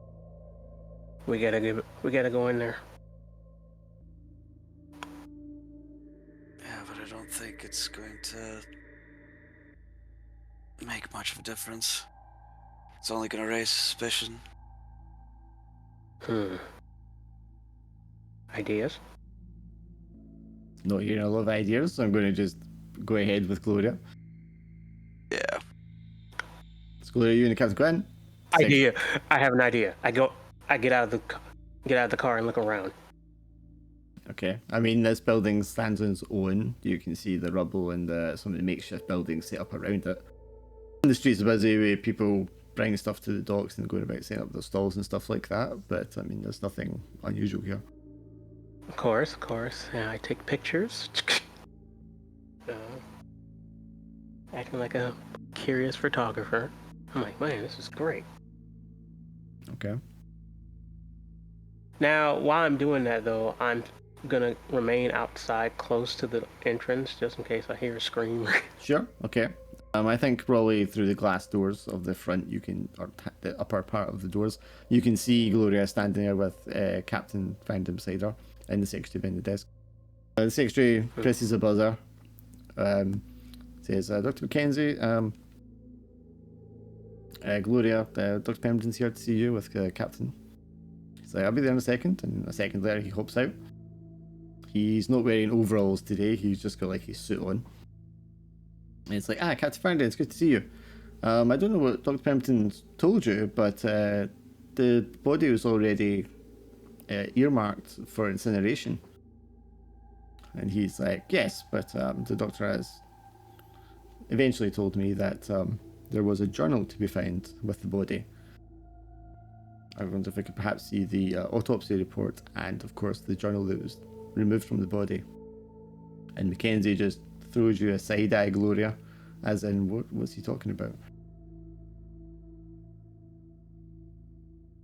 Do you want to interject, Gloria, before anything else is said? Yes, I saw that there was when I was examining the body, I saw that there was a journal in there, and identified not the cousin, not the person, the soldier, but the actual doctor. That identified the doctor. Yes, we know the. This is Mackenzie. He says, yes, we know the body is that of Dr. Hodgson, and yes. Presumably your prisoner that's been kept for you in the barracks is still there, Captain. And the captain nods his head. That's what I've been led to understand. But the journal on the body, we must see it. It must have been. You must have incinerated it with the body. Okay. You can roll 2 dice since Okay. you have a personal relationship with this guy. Well, had. Other actions, yeah. Yeah. Oh, you're going to have to re-roll it with insight if you don't want to take the fail. Okay. Same roll, but you add insight 1 alongside it. Nice. That is probably as good. I mean, it'd been better if you got a 5 and a 4 in insight, I suppose, but yeah. Okay. Mackenzie seems to catch on to what you're trying to say here. Yes, I'm afraid, as I said, the body was earmarked for incineration and was incinerated last night. I'm afraid any personal belongings that weren't already set aside have been incinerated as Yes. part of the potential health threat, of course. Any Yes. belongings or clothing could have also been contaminated. Because it was, when examining the body, it was definitely a public health. It would have been a public health violation, and we don't want people entering this to, catch anything. And it's all about public safety, isn't it? So, Gloria. like, I'm looking at him, Gloria's looking at him, Yeah, like it's that's all fine. about, like, He her, looks, like. he stares passively, but stares right at the doctor, and then looks to you on his left and stares down at you for a moment. Can you roll insight? Me? Yes. Again? Oh, maybe. Well, that one didn't do anything to your insight, so you're fine at the moment. Okay, so you bumped up to that too. As he moves his glare to you, you feel almost like as if a cold shadow is just like, or a cold sheet has been thrown over you, like over your mind, your head, your brain. And it's just a kind of fuzzy numbness for just the briefest of moments. There's something about that really sets you on edge, and you feel like his stare is not just like psychological. Something about his stare there almost like reached out into you for a moment. And then he breaks into a smile and turns to Dr. Mackenzie. Well, these things happen. I suppose it's a matter of public health. We cannot be messing around with these things at this moment in time, particularly. Thank you, Doctor, for your candidacy. And Dr. Pemberton, I'm afraid we'll not be able to read the contents of that journal, unfortunately. But Yes, it's very sad. no matter. I'm sure the truth will come out when we speak to our prisoner. Thank you, Doctor. And he nods to Mackenzie. And like he turns to walk away, and just as you're walking away, Gloria, Mackenzie like grabs your arm and leans into you. Gloria, what the hell are you doing? We will meet later. I'll go for dinner. He doesn't have time to say anything else just now, but he just gives you a hard stare, just like, what the hell are you doing to my career? And you and the captain leave the mortuary, and you step outside, and Adam is standing there taking photographs. Do you want to take a photo of me and the captain? Oh, sure, certainly. All right. Hold tight there. I really don't think that's necessary, and click, you take a photo of the two of them. Captain, you never know. But anyway. Alright then, I suppose a quick trip back to the hotel for our belongings, and then we can set off to the barracks. Indeed. Ooh. Mr. O'Doyle, if you don't mind taking us back. Yeah, sure. Do I notice anything out of the ordinary? Any like lingering effects on Gloria or? Okay. No, they just come back and it just seems normal. Yeah, fair enough. Okay. I will say Kian is trying to keep an eye out for like Weston's mannerisms from Farrington. Sure. Okay, you can roll a dice. If I notice anything like that. Are we Just the one? I'll wait until we get back to the. No, he has all of Farrington's mannerisms, the gait, the accent, the inflection. It doesn't sound like Weston, doesn't look like Weston, doesn't act like Weston in any way. Jeez. That's more unsettling. I mean, you might genuinely be wondering, was the body actually found? And Yeah. did I just make a mistake in the moment? Is there, you know, what exactly is it? For sure. Not clear. A few minutes later, you find yourselves back outside the hotel. Finding's like, okay, so 10, 15 minutes, chaps, to grab our belongings, and then we'll be setting off to the barracks. We will, of course, be returning here this evening. On it, I'm gonna write a letter. I'm a really fast writer. Don't worry. I'll come with you. Okay. Of course. And he walks up the stairs. And well, before Finding goes upstairs, are you all going up the stairs to your rooms to grab your stuff? Yep. Yeah. I'm definitely grabbing a gun.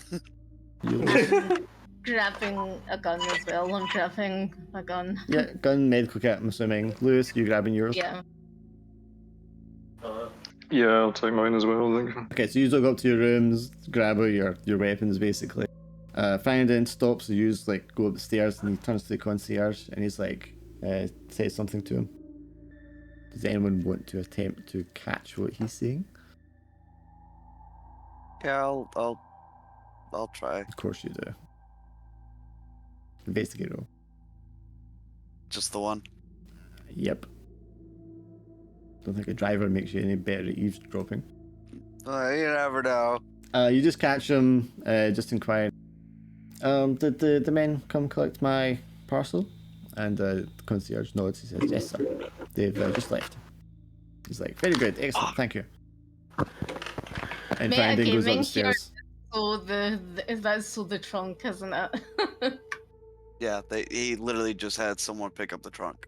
Finding comes up the stairs, opens the door to his room, and goes into it. That smug motherfucker. The rest of you are grabbing your weapons primarily, yeah? Well, but I'm quickly writing a letter. Uh-huh. I'm going to the post office with Winston because Are you writing an actual letter, or are you writing that note that you were... Not you, Adam. Are you writing the actual letter, Adam, or are you writing that note you were given? Well, I write on that one, but I write another letter. Can you see the letters I wrote? If I look at your journal, I can, yes. Yeah. I write that letter too. Okay. And I'm gonna roleplay that. Okay, I finished this letter. Well, when it comes to the note, I write on found later at night. Right, so I'm going to make this letter you've written viewable for Laura. Well, hold on, I wanted to roleplay that. Okay. Well, just so she can see it after you've given it to her. Okay. Alright, finish it, and I go to Gloria's door. Hello? I finished the letter. Go. Make sure you count the letters all samely, they're all in order. Yeah, sure. And Laura, if you look at Adam's journal, you should be able to see the letter he's written to you. If you can see Adam's journal. Yeah. Whereabouts is it in shared documents? In private journals. Journals. It should be in the menu with yours, no? So it's in Gloria's journal, yeah? No, never mind. Give me a second. Right, so if I make you observer for Adam's journal, you can see Adam's journal, and then you should only be able to see the letter that he's written to you. Yeah. And it's called Letter 1, yeah? No. No. That's the one I can see. Letter to Gloria. Why can't you see this one? Observer. Alright, okay, I can see it now. Okay, so I destroyed the letter and I say to Adam, understood. Okay. What would you? I quickly write a letter basically saying what's our next? What should we do next then? You know, because I just don't want anyone to hear. I'm just like writing, what should we do next? No, well, we can say it out loud because I can just encrypt all this. Mostly don't talk about it much. I'm Okay. moving all this information comes out. Yeah. Are Now they, tell me something. are they targeting? Is hold there on. anyone who they're targeting apart from Farrington and Weston? I don't know. They didn't tell Okay. me that. Okay. Her balcony. I mean her room. Her window. What is it pointing at? So I think Gloria's one was at the end of the corridor. So your rooms are all facing the east side where you were before, but Gloria's is facing the north side. All right. So her window is just showing a wall. No, her actually overlooks the gardens of the hotel. So there's like a little triangular shaped landscaped area with a couple of trees and bushes and flowers and stuff. Okay. I go to Gloria. Okay. I'm gonna ask Kian to actually come to your room tonight. And I want you guys to observe this meeting. Okay. Okay, just observe it. Be careful. Yeah. Yeah. All right. So once I do that, I write the letter on like meet me in the gardens at night.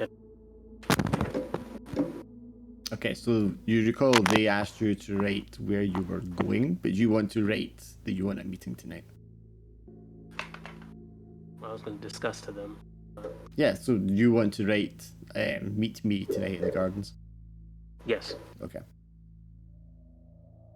So you're going to leave that with the concierge, I'm assuming, like you were directed to. Yeah. Yep. Yeah. Farrington is already down there. He has like some like a dossier thing tucked under his, probably not tucked under, he's probably putting it into a satchel as you come down. And the rest of you are going to come down with your weapons and such. Oh yeah. Yeah. Does anyone have any letters? 'Cause we're going to the post office. Yes, you will have time to swing by the post office on your way out of the city. No, but I'm asking anyone if they have any letters or anything they want to say, as in like letters, so that like when we go to the post office, you know. I'm going to take that as a no. So, No, right? It's like. but you will tell Keen to swing by the post office before you leave the city, which is fine. Yeah. Right, so with that in mind, actually, second here. You're here. Let's just roll for that.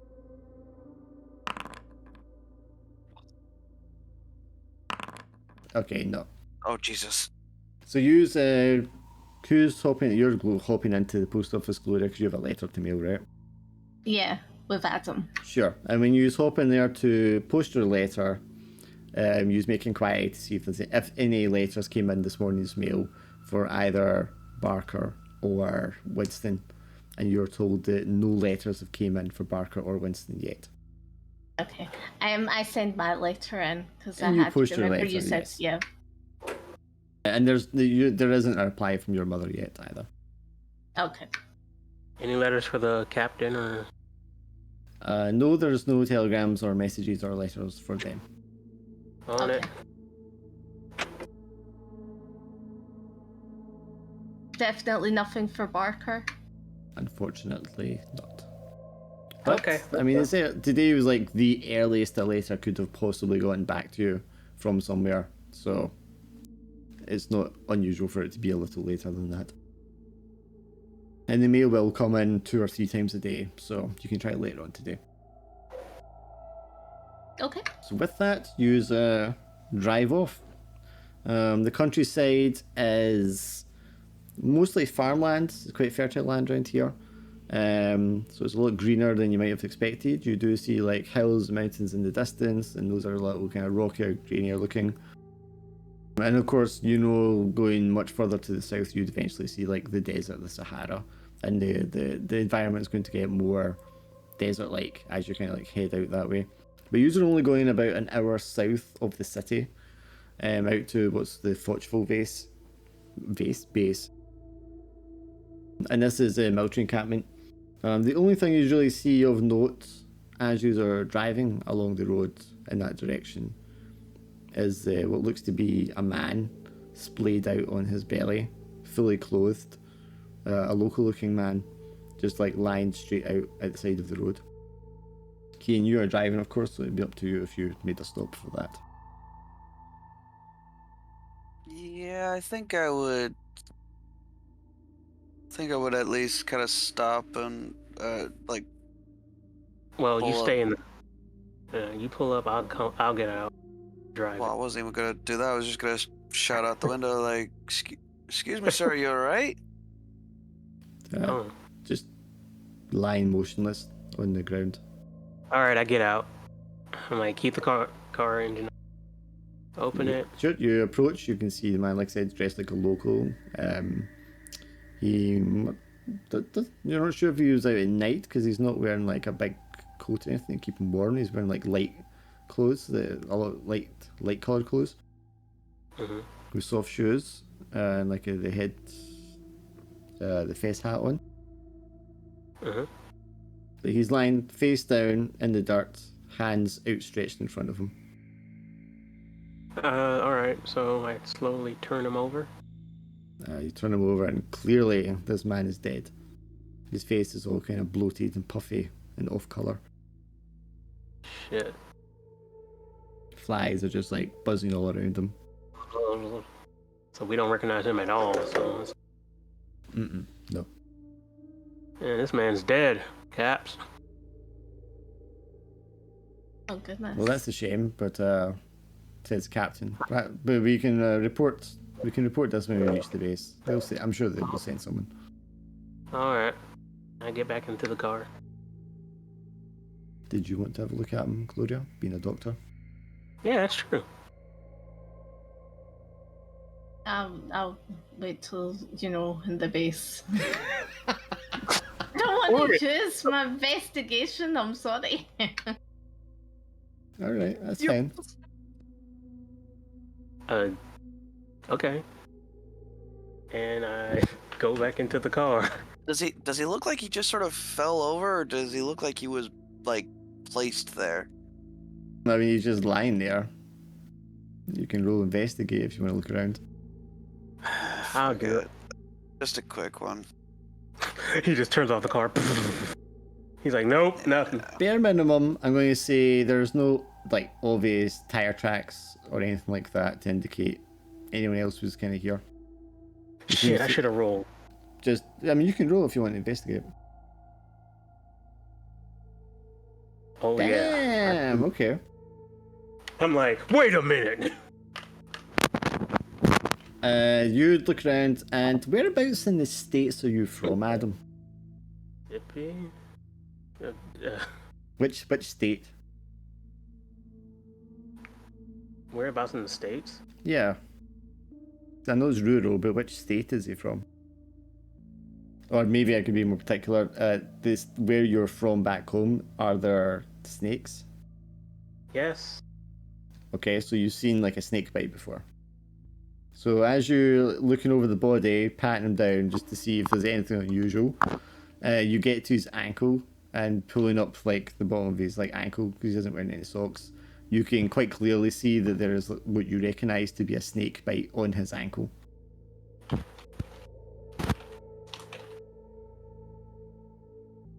And I think with that high a roll, you're going to be able to, with a great degree of certainty, assume that he's died from a snake bite. All right. So yeah, it was a snake bite. Here it is, right here. All right, let's continue. Unceremoniously, just leave the body there, hop back in your truck, and drive off. Hey, man, war.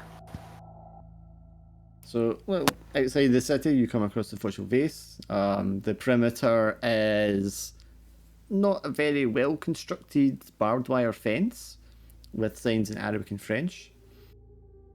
You just drive in, and there's a series of buildings, and this is obviously where they keep a lot of POWs. There are what looks on first sight to be just thousands of men just kind of like standing milling around. in this like empty kind of almost desert-like area between these hills. Some of them are like doing labor tasks, like digging latrines and such. Other ones are like constructing tents. Most of them are just standing around. Some of them are smoking. You can probably recognize. I think Adam particularly would definitely recognize a lot of them are wearing an Italian army uniform.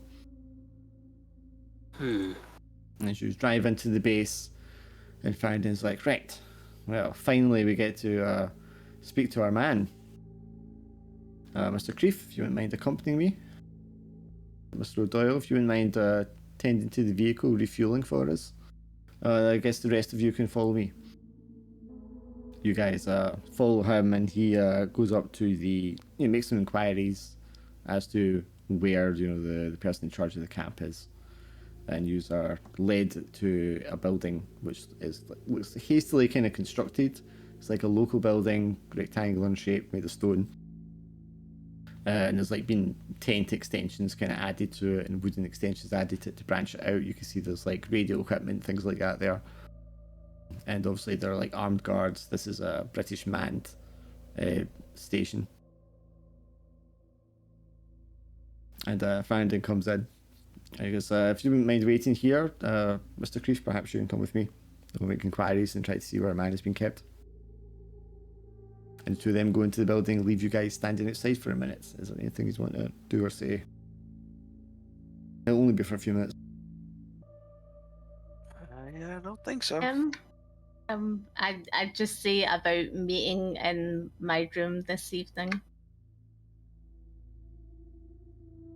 What? Paddington isn't there, so it's just... Right, but why am I meeting you in your room? Because we're all meeting in the room because we have something to talk about. Alright, fair enough. The captain and... Sorry, when you go... I was just gonna say, just be careful in there. Couple of minutes, the captain and Creef and another man step out. The other man looks about the same age as the captain, so early 40s. He looks quite tanned, muscular.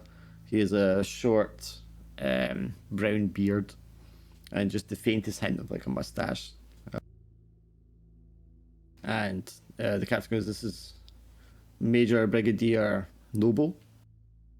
He's in charge of the base," and he introduces you one at a time. There's Dr. Pemberton, Private Winston, Private Barker, and Private O'Doyle. And he just nods to you all. No one salutes, and he looks put out by that. I say, "Captain, your men aren't really in order, are they?" And the captain glares at you all sharply. You still don't salute, okay? I salute. I salute as well, yeah. Yeah, I mean, if you don't tell me, I don't know that you're doing it. I think we all saluted. Right, well, Captain, as I said, your man is in the barracks off to the east. We weren't able to, it wasn't healthy for the rest of the men to keep him around after a certain point. You understand? It's like, all we want to do is speak to him. He's like, very well. So the captain and the Major Brigadier will sit in the front of the truck. Victor Creef will get in the back with the rest of you, although you're driving. And the Major Brigadier points out to you, "Just follow this dirt road round to the east, young man." On it. To you, Cian? No, I'm not. No, I know, but he says it's to Cian. Oh, okay. Sorry, I thought I was talking to them. No, he's telling you where to drive. Okay, fair. What the? It's a very short drive. We're talking just like 30 seconds or so, and there's like a series of what look to be buildings that were maybe like part of an original town here or a village or something. Just a row of them laid out. They are fenced off, just like string between trees. And there's like a warning sign hung on the string in French and Arabic again. And also in English. It just says danger, keep away. And there's like no other vehicles here, there's no other soldiers here apart from a couple that are on patrol like further out from the building. These buildings are very much like set on their own, out from the rest of the camp. You can, Cian, because you're in the front, you can hear the Brigadier General talking to the Major Brigadier talking to the captain. He's like, yes, the poor bastard bit off his tongue, but once his arms and legs started to fall off, we couldn't keep him around anymore. It was too disturbing for the men. God help them. And then the doctor, of course, who insisted on keeping an eye on him, staying in close proximity, met his end just a few days ago, a couple of weeks ago. Sorry business. If it was up to me, I would have burned the whole place down, and him along with it. But of course we had to keep him here on hold for you coming. And he seems kind of angry, but also like, Cian, I think by this point you can probably recognise anger when it's coming from like a place of fear. And you can kind of catch that undertone of it. So you pull up in front of these buildings. And Mr. Kreef is like, my German is a little rusty, Captain, but I can do what I can to try and translate what he has to say. And the Major Brigadier is like, won't do you any good. The man hasn't spoken a word in weeks. I don't think he's able. So they all get out of the vehicle, you all get out of the back. The captain stands there, and his demeanor's changed slightly. I mean, he's been quite eager to get here at this point, and at this point, I wouldn't say he's reluctant, but he is just kind of as if he's weighing up his options for a moment. So, I think Dr. Pemberton, Private O'Doyle, you are both the most experienced here in these matters. I think perhaps before we begin our official interrogation, an evaluation of the prisoner would be the smart thing to do. Don't you agree, Doctor? Perhaps.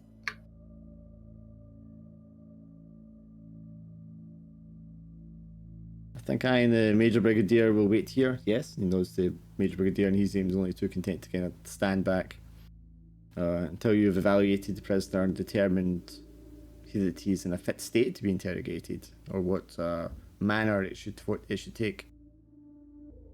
It turns to the Major Brigadier, points to the building in the centre of the five of them in a row. He says he's held in that building there, and you can tell it stands out from the other ones because that one has its windows and door like boarded up.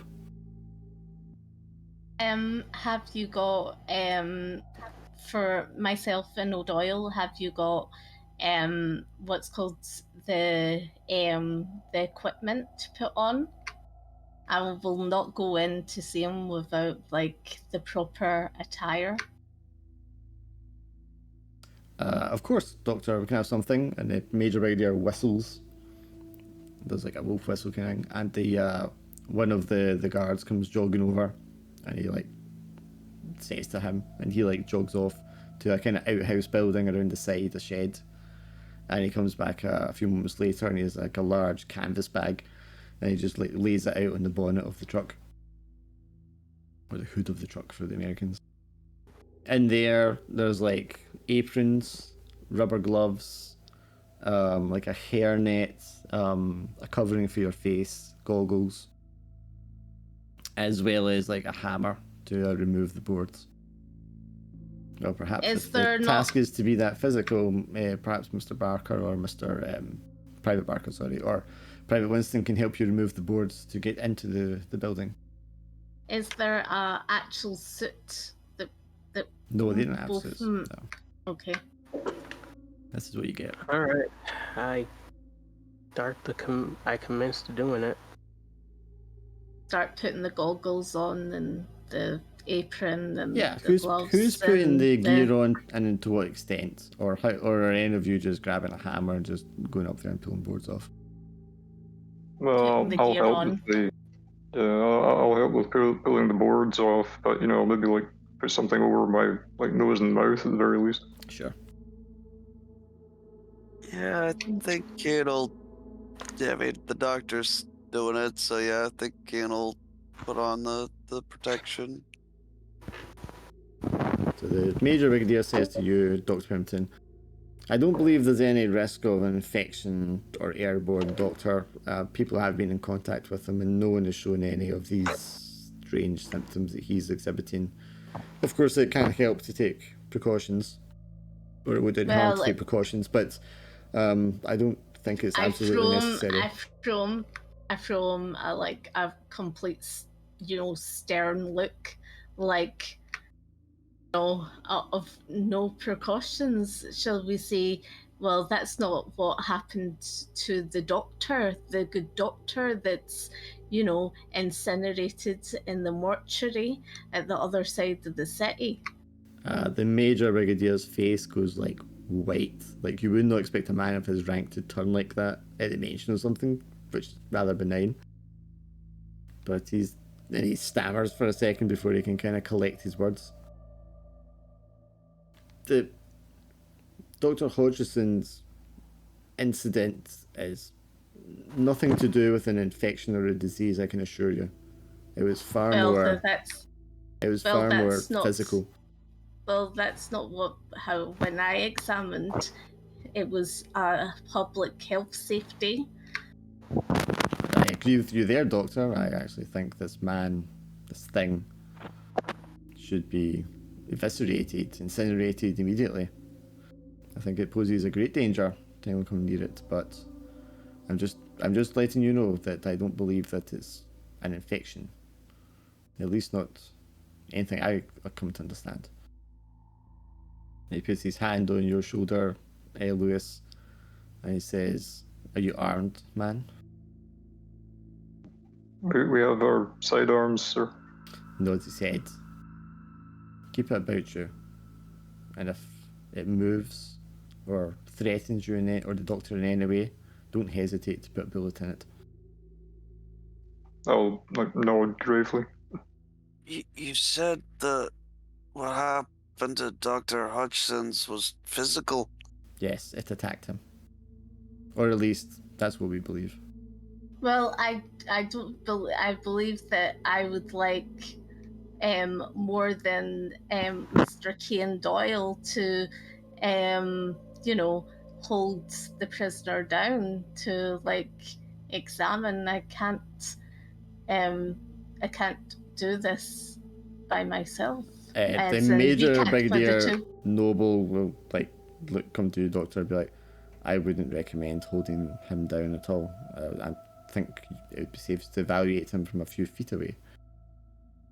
If that would suit you, Captain. He looks at the captain just nods his head. He's like, you do whatever you can, Doctor. But we must have a thorough understanding of how we can approach him to get the information out of him that we need. We've come a long way for this. Do you have maybe even a sort of side window that I can speak to him out of? As you can see, there are 2 windows on the building. It is all one room inside, plus a bathroom. But the bathroom is locked inside there. He should be trapped in the one room. It's basically a large cell. Okay. Well, I think it would be best if we were outside, so that he didn't attack us. So I would say having the window open and chatting to him from the window, or open window. The Major shakes his head again. It's like he's not going to speak to any of you. I'd be surprised if he's capable of speech now. Well, at least if I can look at him from the window, yes, of course. Is enough. The captain's like, well, you don't have just Mr. O'Doyle. Glenn, you're rubbing against your mic again. Glenn, he's like, do not just have Mr. O'Doyle. Mr. Winston and Mr. Barker will help you as well, Doctor. Yes, I understand that, but I'm just saying that, for our safety and because what we have all witnessed, I don't want to put myself or my colleagues in danger. and having some sort of pandemic. Of course not, Doctor, but we must have her answers. Yes, I So understand please that. do what you can. Yes. Look, we've got our protection. We'll keep our distance. We'll be all right. Okay. I think bearing in mind what the Major Brigadier said, I'll loosen the flap on the holster for my pistol so that I can pull it faster if I need to. Sure. The four of you walk in a line towards the building. There is, as you can see, there are sort of steps for the middle one. You can come up either side of it. You walk up the steps one at a time, listening intently as you do so. You don't hear any movement inside. You don't hear any sounds of anyone inside. The door is closed. There are boards across the door, 3 of them, to hold it shut. It opens outwards. There is boards, large single boards across the windows. 2 large boards on either one, completely blocking the glass. So how do you want to approach it? Sorry, Yeah. you said there was boards on the glass, or Yeah, the glass windows is 2 large rectangular pieces of wood covering each of them. So a top half and a bottom half on each of them. Perhaps we look at the window first and see The if, the bottom you half know, one will come up to probably just your chest height. all right. Well, let's go ahead and just pry it open then. Who's prying which window and which section are you prying off? I imagine we're going after a window that's closest to where they think he is, right? Well, they don't know where it is. They just know he's in that room. Oh, He's been left Alright, there ever well. since the doctor died. Jesus. Okay, well,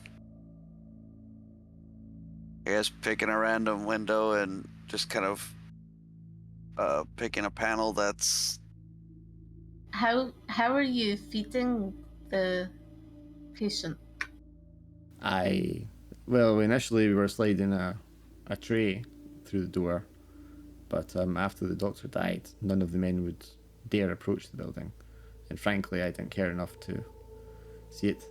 You must understand, the prisoner has not taken water or food in months. And how do you know they're still alive? Well, it managed to kill the doctor, despite having not fed or drank water that we know of for several months. Okay. I don't believe it needs food or water anymore. I'm not sure how it's doing it, but that appears to be the case. Are you saying that it's not human? That it's transformed into something else? He's hesitant to say the words, but he just kind of nods. Interesting. I would, of course, show you the doctor's notes, but he destroyed everything relating to the patient before his accident, before the attack. Okay. All right. Well, picking a random window towards the front, and When you say random, is it the left or the right one? left. Why not? So the left one, the upper or the lower piece of wood? Let's go upper. Yeah, Upper, it's probably okay. best upper. I mean, I'm not saying it's important, it will determine who lives and who dies, but I just wanted to be sure. Sure. And Well, you're I'm the not doing. Well, she can do it. She can do the family. The Dr. Pemberton hammer is thing. standing a step back, I'm assuming. Yes. Kian Yeah, is once a couple again. of steps back. Kian is once again going. Yes, Mildred. I'll open the door. Don't you worry. And Kane, are you prying this wood off alone, or is one of the other two helping you? I mean, that's up to them, I suppose. Yeah, that's what I was gonna say. When- There's nobody else. I'm gonna help. Okay, Yeah, so Adam's one I'll help. side, Keen's the other side, and I'm assuming you're standing with your pistol at the ready just in case, Lewis. Yeah, fair enough. Yeah, I'll be ready to deal with anything that might appear. Okay, can I have Adam and Keen roll 1 dice each for a no-investigate roll? So another action. Yes. Dun dun dun dun. Excellent. Alright, okay, so Keen, you managed to pry it off without breaking the window or anything like that, and just kind of lift the board off. And you've got your face on like the outside of the board as you're kind of holding it. There's quite a bit of weight to it. Adam, you managed to pry it off without doing any damage, but as you pull back the board from the window, and it looks all dark inside, you see like something dark and potentially reflective, like as if it had like a sheen, a slick, as if it's like wet or slimy, just kind of like move away from the window into the room. Can you roll insight for me? Something about just what you caught there, is a glimpse is all it was, takes you right back to that moment in Italy and the thing that you saw. There is something creepily familiar here, and you are struck with fear. Okay, so now I'm getting it. Higher roll bad. Can I see that he's struck with fear and just like pull him back? Yeah, it would depend on what he's doing. So what do you do, Adam? Like, what's your reaction? Well, you said it yourself that it's. I probably see that beast, so I'm freaking out. I'm just, no! It's here! It's here! And I'm moving back away from it. Drops the piece of wood, clatters to the floor. Kane, you kind of stumble for a second because you're holding the other side, taking all the weight. Yeah, for fuck's sakes. Adam pushes kind of backwards and bumps into you a little bit, Lewis. It's here! I tried to calm him down. I'm saying, what did you see? What did you see? It's the beast! It's here! I saw it. What did you see? The beast. The A beast. beast? What did it look like? I pass out. Yeah, it starts hyperventilating and kind of panics and just... and then just like falls. It falls I off just the side go- of the steps and like into the dirt. I just go like that. I just turn to the captain and say, Captain,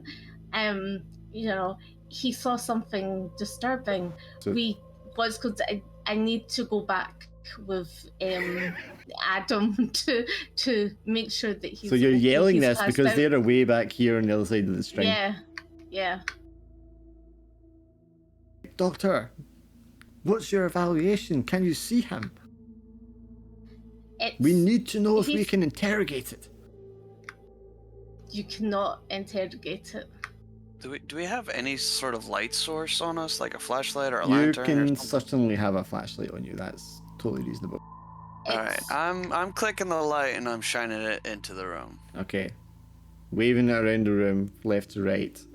You can see there's like chairs that have been turned over. There's a table that's been like flipped over on its side.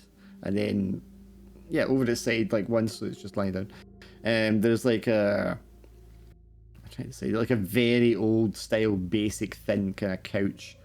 And it's all kind of like ripped and torn. You can see all like the fluff coming out of it. And then in the far right corner is just this like large black thing with like a sheen, and then immediately keying it just reminds you of like a large black slug sort of like curled up in the corner, but it's like huge for what it is. It would be like the size of a very large man kind of just huddled in the corner, but all it is just like there's this oval egg shape almost, as if it reminds you like a slug if it's all like kind of hunched up together in a ball almost. I'm just like, what do you see? What do you see? Looks like some sort of bug. Look?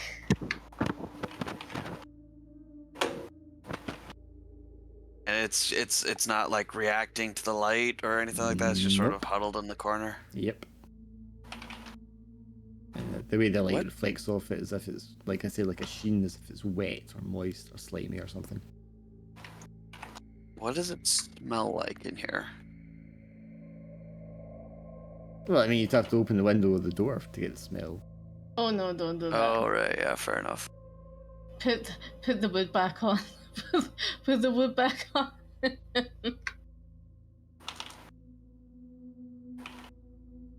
I'll tap the glass.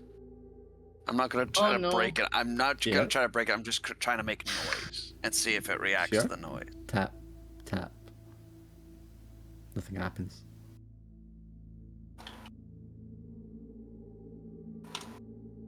I'm pulling Winston away from the scene. Okay, well, you go off the stairs down onto the ground where Winston is lying. And Winston's, I mean, you're only unconscious for just a second. You know, you just lost your breath and it caused you to pass out momentarily. And you kind of wake up from this dream state, Winston. Adam, sorry. And you're just, as if the comfort of being awake. And then you realise where you are. And the doctor's over you and you feel cold and sweaty. And I give him a bottle of water because I've got water in my bag. Sure. And what about you, Lewis? What do you want to do?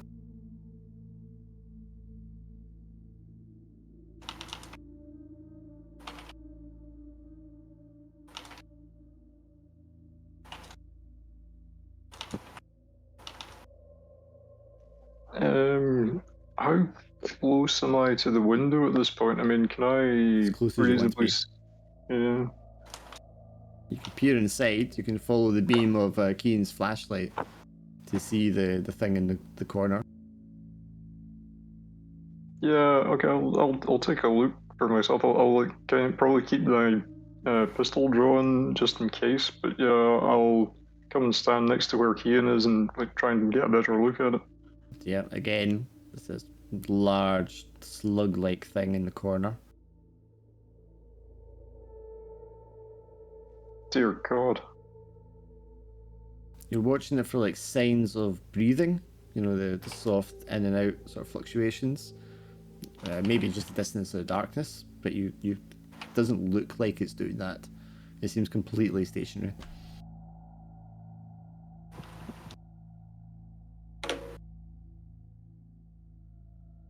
Does it show? Is there like any kind of remains about it of a person? Like, does it have any kind of semblance of a face or anything like that? It's just like a big black blob at the moment. Looking around the room there, you can see like dried blood smeared across various parts of the walls and the tiled floor. But there's no body parts or clothing or anything like that.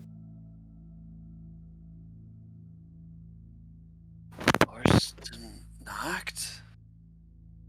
I think I'll probably just say to Kean, like, I don't think we're getting any interrogation out of that thing. Sorry, Keen, you did ask about smell. I think outside there is like the faint smell of gasoline. So the captain shouts over to you. Doctor, what are you doing? Can we interrogate him or not? You cannot. It's a monster. Don't be ridiculous, woman. It's a man. It's not a man. That thing is no longer a man, sir. It doesn't have a face. It doesn't have a mouth. If you'd like to look for yourself, sir. Captain bends under the string and starts walking towards you all. He looks down at you kind of disapprovingly, Adam and Doctor, as he like walks up the steps around you. And he looks up straight up, stands in front of the door for a second. It's kind of odd. And then he turns and goes up next to the window where you two are peering through. And he looks into the darkness. He doesn't take your flashlight, he just kind of pushes you out the way gently and looks into the room. I am keeping very close eye for any sort of reaction that seems out of the ordinary. Yeah, well, it's a little odd, just, you know, you expect me to be like, give me your flashlight so I can see kind of thing. He just kind of stands there and like looks through the window. Just pauses for a moment. Yeah, I think Kean will take note of that, but he'll still be like, well, you know, try to stand next to him, shine the flashlight to where it was, and it's like, well, if you could see it right there, sir. Doesn't look all that dangerous. If that's even him, how do we know that's him? Doctor, It's get the up only here. thing in the room, sir. Doctor, come here. Look, Captain, they have both said that What it's are you a doing? slug, and they've said that, like, he said that it's a beast. I'm not looking at that thing. Well, I I'm need you to be sorry. able to tell us if this is the man we are supposed to be speaking to. It doesn't look human, I will grant you that, but we don't know what has happened here. Well, I'm not going to go over and see what's called a slug. I'm sorry, this is inhumane. O'Doyle, There's just weird Barker, things happen. open this door. Don't open the door. Doctor, that is He's a captain. that is an order. He looks at the two of you. I'm gonna look at because the brigadier guy is still there, right? He's came under the string now, but he's hesitant to come all the way over. Well, shit, I probably made it worse. Did Adam bring his rifle with him, or was he just? Yep. Yeah. Adam, if we're gonna open the door, can you cover us in case it like approaches? Private Winston, do not open fire on this until we know if this is the man we need to speak to or not. I will not have him killed before we can perform interrogation. Okay, so I must have answers. Sir, it very clearly is not a man. We don't know that. Private, now open the door. Sir, what do you know that you're not telling us? Well, here's what happens now. Hold on. This isn't really the time for any discussions, Private. You know what you need to know, now open the door. Are you quite well, Captain? I'm perfectly fine, Doctor. You were ill in the hospital, and you were ill on the boat. What is I all don't this? think you are in your right mind at the moment. I think why don't we come back tomorrow? What in the and have a blithering look hell is then? wrong with you all? We're here to Okay, do a job, and this is what we're here to do. So I aim my. Oh, you go, We'll Glenn. come back tomorrow. All right, so I aim my gun, but I'm not aiming it toward the door. I'm trying to calm myself down. Uh-huh. So where are you aiming it? Man, yeah, Cap. You're aiming at the captain? Well, I'm trying not to aim it at the captain because I'm shaking all crazy. Uh-huh. But when he talks to me, I just aim it at him. I go, okay, Captain. Private, Sorry. what are you doing? Sorry, sir. Sorry, sir. It's just... Private Barker, please relieve Private Winston of his rifle. Adam, are you all right? Captain, I'm sorry. I'm sorry. I'm gonna calm down. I'm I calm. think It's fine, Private we should Winston. come back. I think we Why should don't you come go back wait in the car? tomorrow. Dr. Well, Pemberton, I'm going with Winston in the Dr. car. Pemberton, I you don't will agree with do this. as I order, and you will stay here right now. I will not stay here. I will go to see what's called Winston is my patient at the moment, and I need to see the needs of him at the moment. So, I'm sorry. I'm going with Winston in the car. Private Doyle, open this door. Dr. Pemberton, I will have you imprisoned for insubordination when this is over. Well, I will stay then. I will stay. But that thing Good, was not finally we human. agreed. Mr. O'Doyle, open this door. And I just take my gun out as well, just to kind of go, I mean business. getting ready. Yeah. Who's higher rank here, Captain Farrington or the Major brigadier? Brigadier would be higher ranking, but the Ooh. captain is Oh, special would it? executive. Yeah. No, the which- captain does. The captain does. But I'm asking. Strictly Okay, as military ranks go, the Major Brigadier would be higher than the captain. Yeah. Unless I'm being And more horribly importantly, misinformed. what's the seeing all of this, the argument happening between Captain Farrington and Well, the he's rest of standing his back. crew? One of the soldiers on Right. patrol is standing like back at the string, and they're sort of like in communication with the glances, but he holds his hand up to signal for the soldier not to approach. This is, after all, the reason why this prisoner is being kept is for your unit to come and deal with them. So he's not wanting to interfere with whatever job you are supposed to be doing, unless he absolutely has to. That's what you could all assume. Okay. I definitely, Kian will definitely take a brief moment to just look directly into Farrington's eyes. And he'll move towards the door. So it said the 3 boards nailed either side of the door. You need to pry them off one by one. Yes. And every board, I'm making sure I'm looking at Farrington, like, yeah. Okay, so Barker, did you take Winston's rifle? If Adam isn't up to covering us, then yeah, I'll take his rifle. I don't let it go. Oh, okay. Well, okay. If he's not willing to let it go, then fair enough. I'm not going to force him. I think I'll just stick with the pistol. Right, okay, but you're covering the door. Yeah. I'll. I just holster it when he try to grab it. Yeah, I imagine you're like standing holding both hands, like iron grip, but just not really aiming at anyone. Yeah, I wouldn't want to force it off him in the circumstances. I'm standing at a distance because I know that this is going to be so bad. So I'm like, with the I'm standing as far away as possible without getting into trouble. Yeah. Wouldn't expect anything less.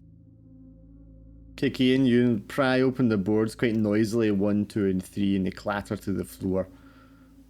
The captain standing there, no weapon drawn, just arms by his sides, nods to the door. Come in private, open the door.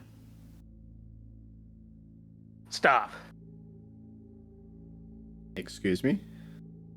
I'll do it. As long as someone does it, and today. Okay, so here's what happened. I walk up, I give Kian my gun, and I gesture to Captain.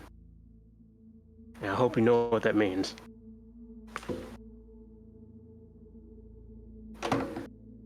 But you open the door. Yeah, I slowly open the door. As you open the door, your nasals are assaulted by the intense smell of burning rubber. To such a degree that it makes your head feel kind of dizzy. Okay, so once I open it, I jump back and I just quickly take a picture.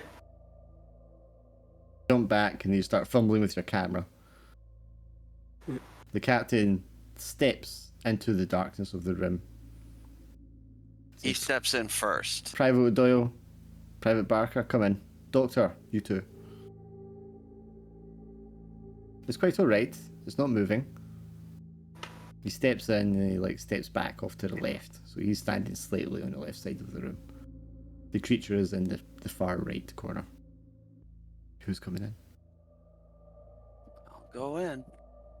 I'm on the ground. I'm keeping my flashlight on, and as soon as I can, I've got it on the So creature. you got flashlight, and you got the hammer in the other hand. Well, I gave him the rifle too. So Keen, what are you holding? That's what I'm asking. Flashlight and rifle, I suppose. Okay, yeah. Okay, so drop one the around. hammer, I Yeah, suppose. that's fine. Yeah. Yep, you go in. The captain points with his fingers to the left of the thing for you to stand that position. And then if you come in, Barker, he's going to point to the right side for you to take a right position. All right. Yeah, I'll go in as well. You are having to hold or cover your noses. This stench is overpowering. It makes your head feel dizzy. The inside of your nostrils and the back of your throat feels raw and dry. And then he kind of half kind of coughs and barks to you, Doctor. Dr. Pemberton, get in here. Okay, and I get in here, and then I can feel the smell, and because I haven't eaten anything, Uh-huh. I'm I need to go. I'm going to be sick, and I'm just Doctor, like, I need go. to know if this need- is von Nacht. I can't hear you. Oh, I get Kian to give me the flashlight so that I can, and to ask him whereabouts it is. I mean, it's unmissable. It's this massive black thing in the corner. Yeah, and I'm directly shining the flashlight already on the thing. It's- So It's a black slug, sir. It's a Doctor, black slug. can I have you roll 2 dice investigation? Wait, can I see it? Oh, so you can't tell anything, Doctor. And do you want to add the insight to reroll that? Well, I suppose so. Yeah. yeah. All Come 3 on. dice. Amazing. All right. Well, You shine the torch flashlight from the bottom of it, slowly going up it. Just try and see if you can make out any human features. And as you get to like the top of it, which looks a little smoother than the rest of it, which has sort of like faint kind of ridges going top to bottom along the length of it. As you get to the smoother section at the top of it, a pair of eyelids blink and open, and the most human brown eyes look back at you. Make an I was insight roll. Okay. And then you're consumed with fear, so would you do, Gloria? I run out of the build. I run out of the. You drop the flashlight and you run out of the room. Run out. Leap off the top of the stairs and stumble into the dirt and fumble your way towards the Major Brigadier. Kind of like holds his arms open and like catches you in them. Yeah. It's and like, I'm it's just, all right, man. It's all crying. right. It's okay. I'm just like crying. Yeah, he's like holding you, consoling you. And he motions to the I'm other I'm soldier just- to kind of like I'm raise just his saying- weapon and stand between you guys and the building. I'm just going like that. This is nuts. Like, I could see human eyes, but it was a big slug thing. It's just For the rest of the men who are in the room, after it opens his eyes and blinks, and that which is unnerving in itself, it starts to like stretch out to twice its length in height. Like the long kind of tail part of it uncoils into the room from the bottom, and it stretches upwards towards it and hits the ceiling at its maximum. And as it does, all the little ridges kind of come out of it and start wriggling around as their own individual little tendrils all over its body. And it's going to look something like this. Ooh. Looks a bit like a cockroach, massive cockroach. It doesn't look doesn't anything like a cockroach. What are you talking about? Okay. The nasty ass cockroach. I'm like, get rid of it. What the hell? So it stretches out, all these little bits come off and start wriggling around, and it's like, as well as the human eyes on the top, it's got like these big black bulbous staring eyes on either side of what you assume to be its head, and the head kind of like leans over backwards towards you, so the human eyes are facing down the way, and it kind of splits open in 4 different directions, and it's the inside of a mouth. What do you guys do? Well, actually, let's have you roll insight first. Yeah, I think that's fair. Oh, fuck. Keen is overcome with fear. And what about you, Barker? You managed to keep it together, Barker. Keen, what do you do when you're overcome with fear? I've got a rifle in my hand, right? Uh-huh. I've got Adam's rifle. I empty the rifle. Alright. Gunshot. The thing makes a loud hissing, like the sound of air escaping, like kind of loud wheezing hissing sound, which kind of sets your teeth on edge. And it lashes out with its tongue. Barker, you managed to hold it together. As it lashes its tongue out at Keen, what do you do? You're just like a panic shooting. You're not really fully in control of it. I had a plan, but I failed, so now I'm just acting on fear. I'm gonna try and grab Key and see if we can pull him away from the thing. Sure.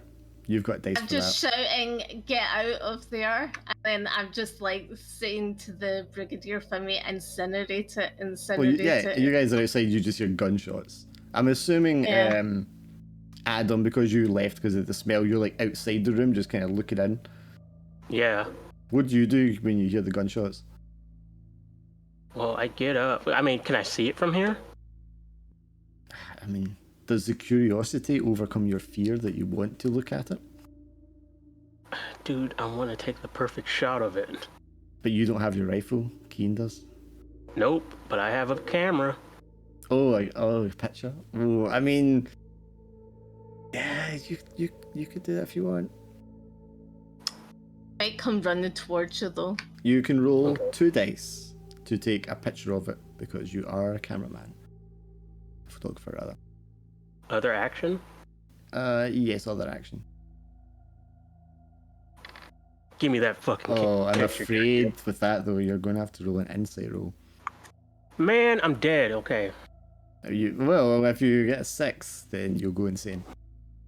It's alright. You hold it together, barely.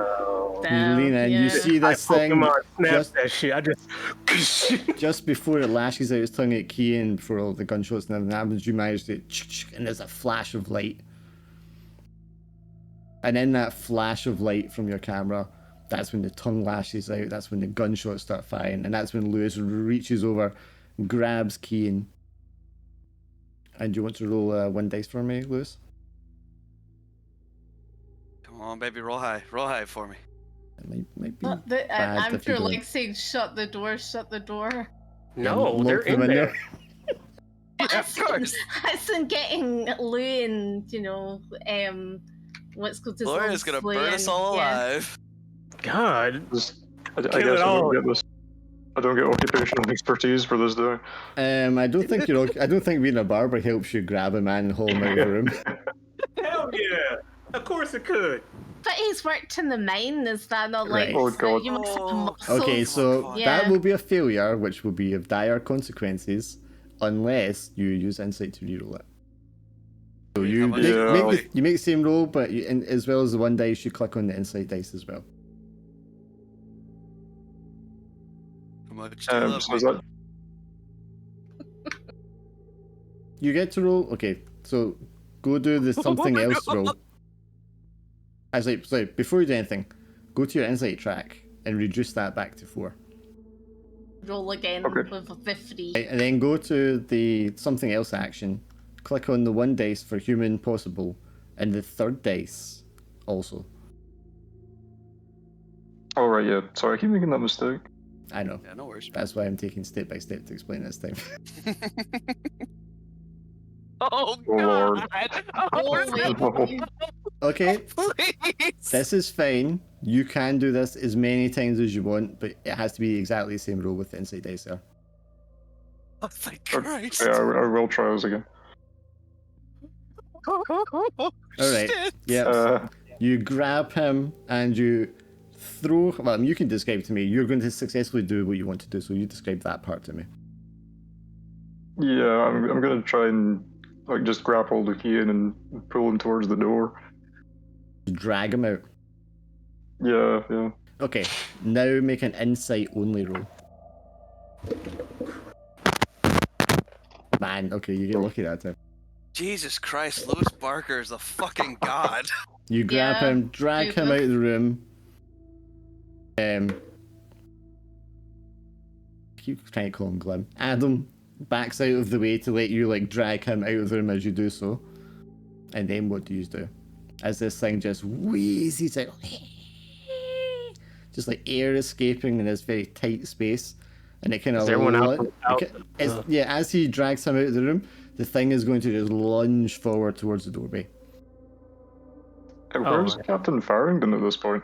Still in the room. Is he still in there? Oh, God, I'm so pissed that I failed my insight because I wanted to ask that. I think I'll just shout to him, Captain Farrington, get out of there now! As he gets dragged out, do you do anything else, Adam? Once my people are out, I close the door. You're going to leave. Sorry, Cap. You slam the door shut and just hold it, yeah? Well, I don't know about all that, but But you're not holding it, you just closing it and running. yeah, like that's what I did. I went, sorry, Captain. Okay, what about Keane and Lewis in this moment? What'd you do? I'm fucking running. Yeah, I'm joining them. I just closed the door. I'm like, You yep, just gone. run Bye. off towards the direction of the doctor. What about you, Lewis? Or Yeah, I'll probably take a step or two backwards and like try again to shout for Captain Farron and just be like, Captain, Captain, are you still there? He's not Captain Farron. Let's go.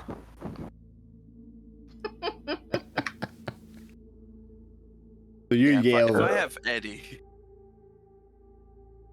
Yeah, if I have any control, I would try to get eyes on Farrington or the thing. I think you're or in panic whatever, though, but man. Yeah. I mean, So most of you that's are. yeah, that's fair. Apart from Yeah, Lewis. so Lewis who's not that disturbed. Lewis is For some reason. he's just a badass. Well. So Lewis, you take a couple steps back and you're yelling for Farrington. Well, I grabbed him because I grabbed him first.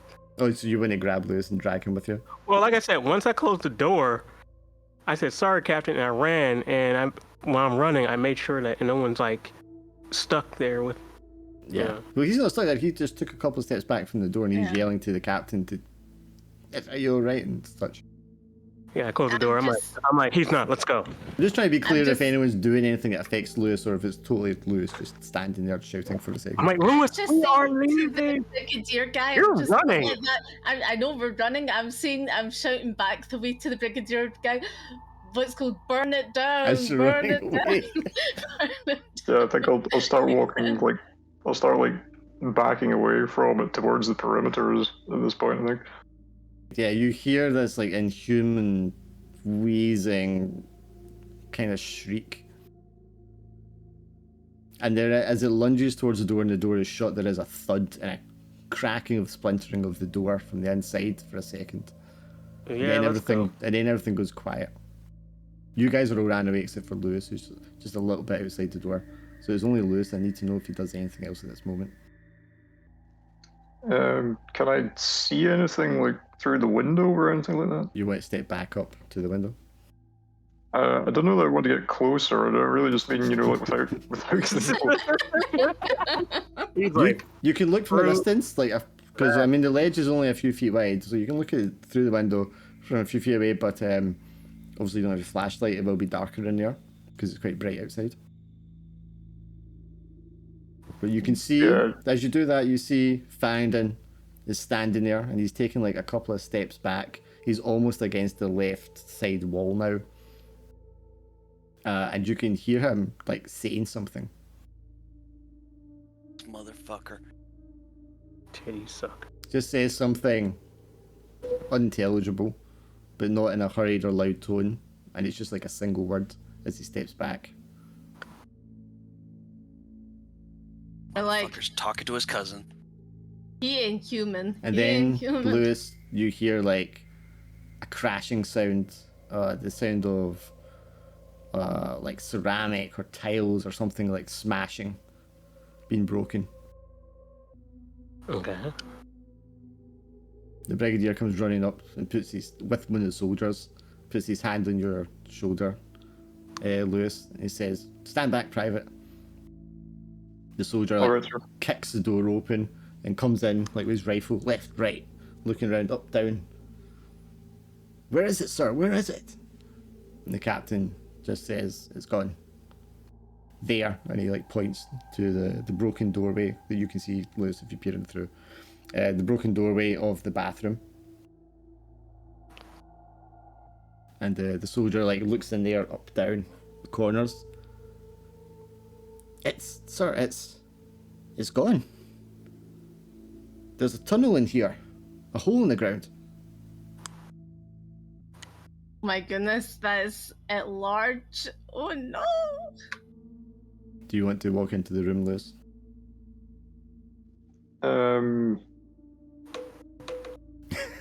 I think I will Yes, maybe it's approach slowly. So you go in, Brigadier's Major Brigadier standing at the door. Flashlight that's been dropped on the ground. The captain steps forward, picks it up, and points it into the bathroom area. The soldier's standing there just dumbfounded. And if you walk into the room, Lewis, you can like peer into the bathroom. It's very small, square. You can see the smashed toilet, smashed sink, and you can just see like the plumbing hole in the ground, which would normally only be maybe big enough for a couple of fists kind of go down at any one time, but it's been widened out and it's all cracked around the edges, and something is like tunneled down there, and you know it's tunneled down there. It has definitely squeezed itself into a smaller hole. So it's not even like a hole that a human could crawl in after. No, I mean obviously these pipes normally are like maybe you could run like a ferret or a small dog down them kind of size. So it's bigger than that. It's been expanded because this thing has pushed itself through, but it's like there's no way a human could fit down there. Motherfucker.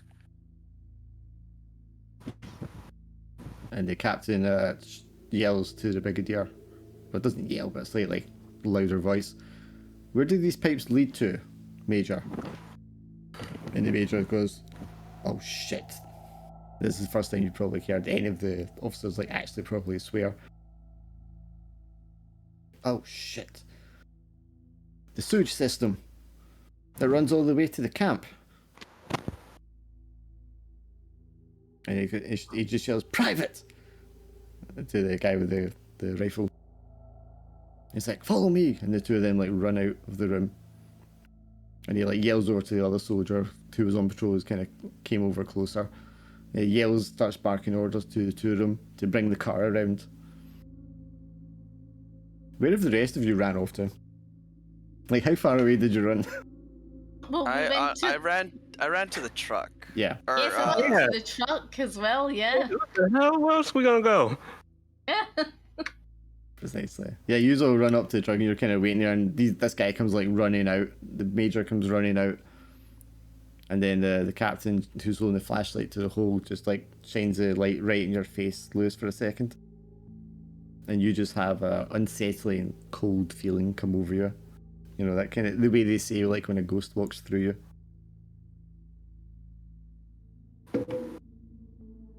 Well, Private, I don't think there's anything else for us to do here. Captain, are you all right? What happened? I'm fine, Private.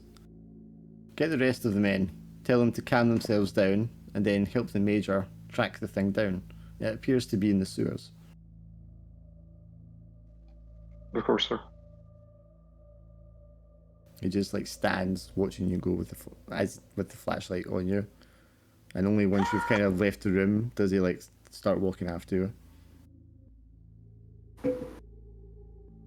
I'm thinking of the trucks that would just get out of there. Lewis comes out, I'm assuming goes towards the truck where you all are. Yeah. Just have a few seconds before the captain gets within earshot. Right, I suggest that we just like bolt out of here in the truck. Mr. Creef is, of course, at the truck with you all, and he's like, what is going on? There was a big, massive slug monster that had human eyes. It was absolutely scary. It was not from this world. And he looks at the rest of you. I'm a doctor. What's good? I know what's human and what's not human. That was not human. As crazy as it sounds, I shot the damn thing.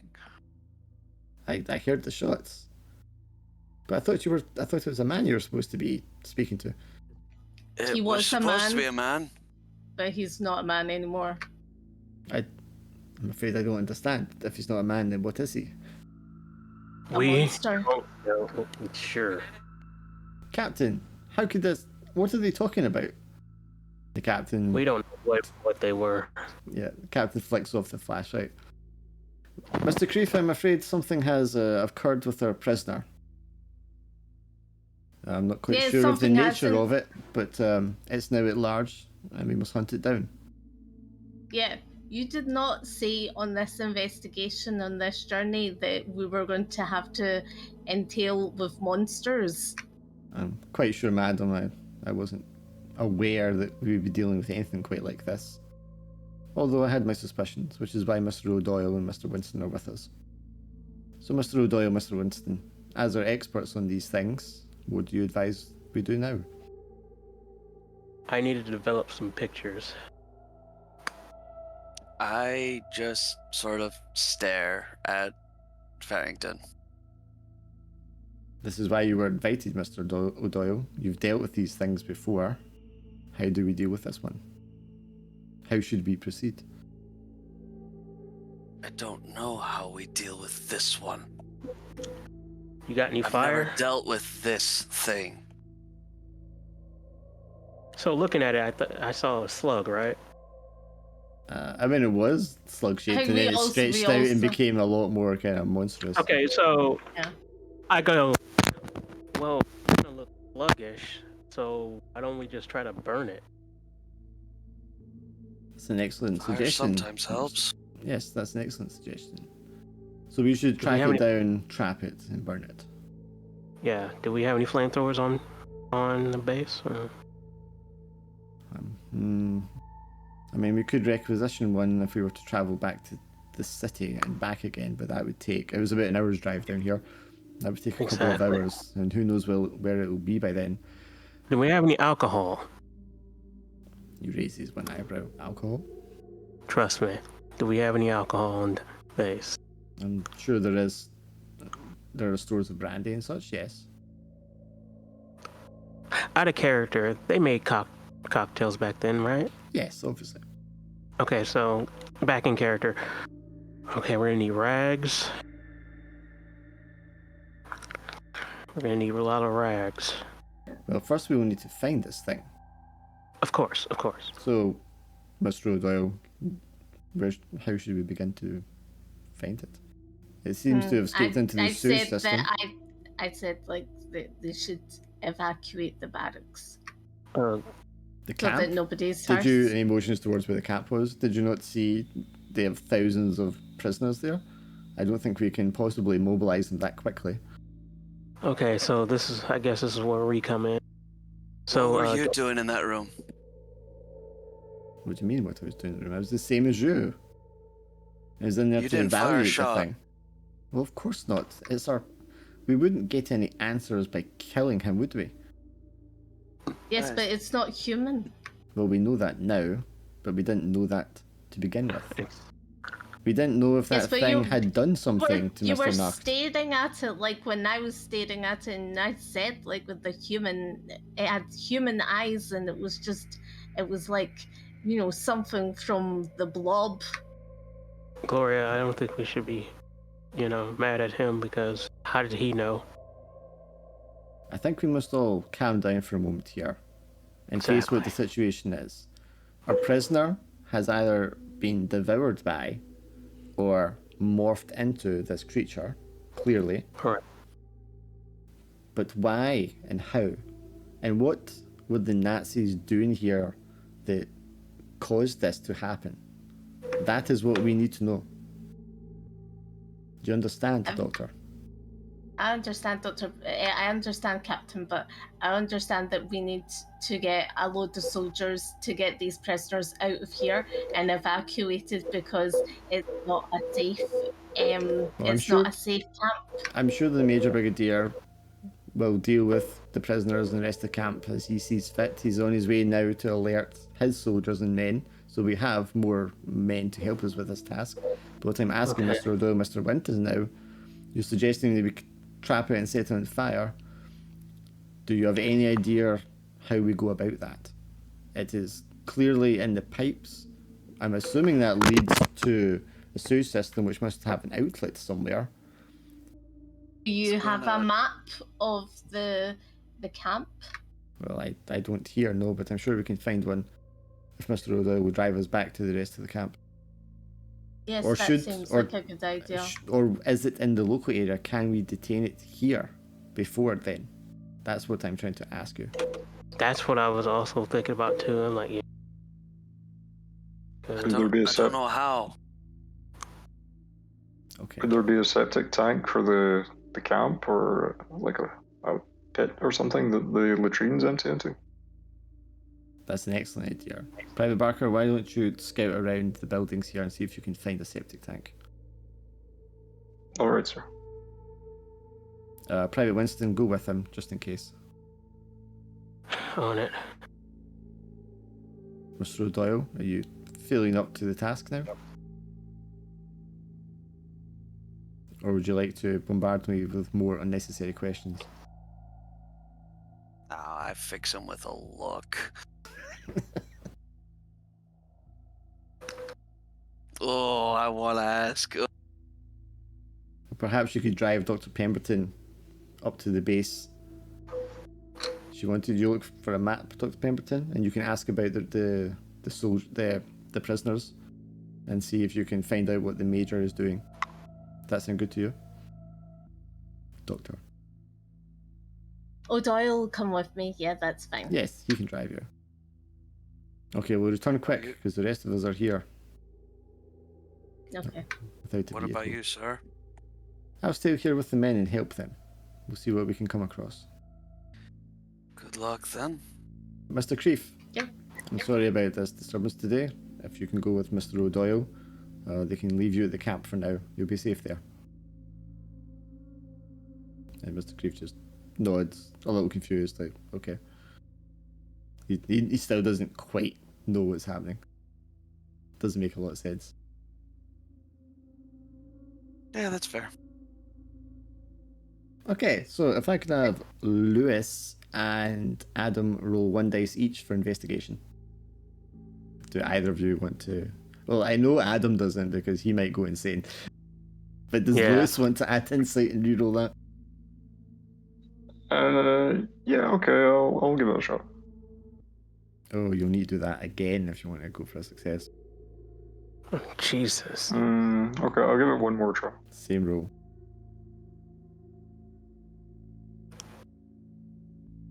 Okay, great. Now make an insight roll. Oh, fuck. Oh man, you had nerves of steel.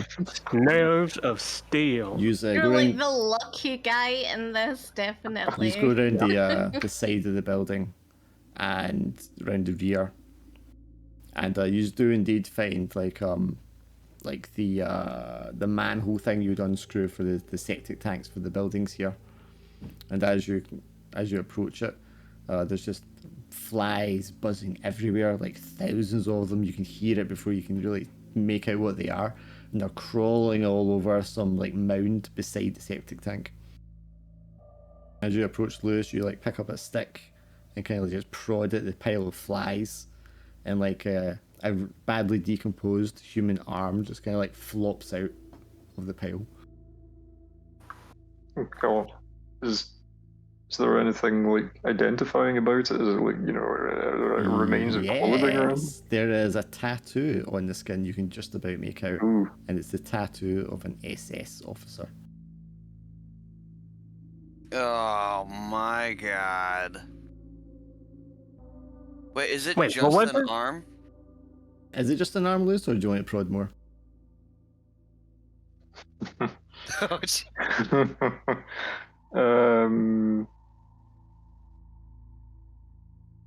I think that's going to be enough proof for me. There's definitely something else there, perhaps more limbs, but it's covered in flies. The captain approaches behind the two of you. Well, that looks like a septic tank to me. Winston, find something to open this with. Okay. Private Barker, do we have anything we can set on fire? Do I have anything on me that could reasonably be used to make like a burning torch or something? Do you smoke? Yeah, I think I would. Yeah, I guess we'd have like a cigarette lighter. You'll definitely have a lighter or matches at least.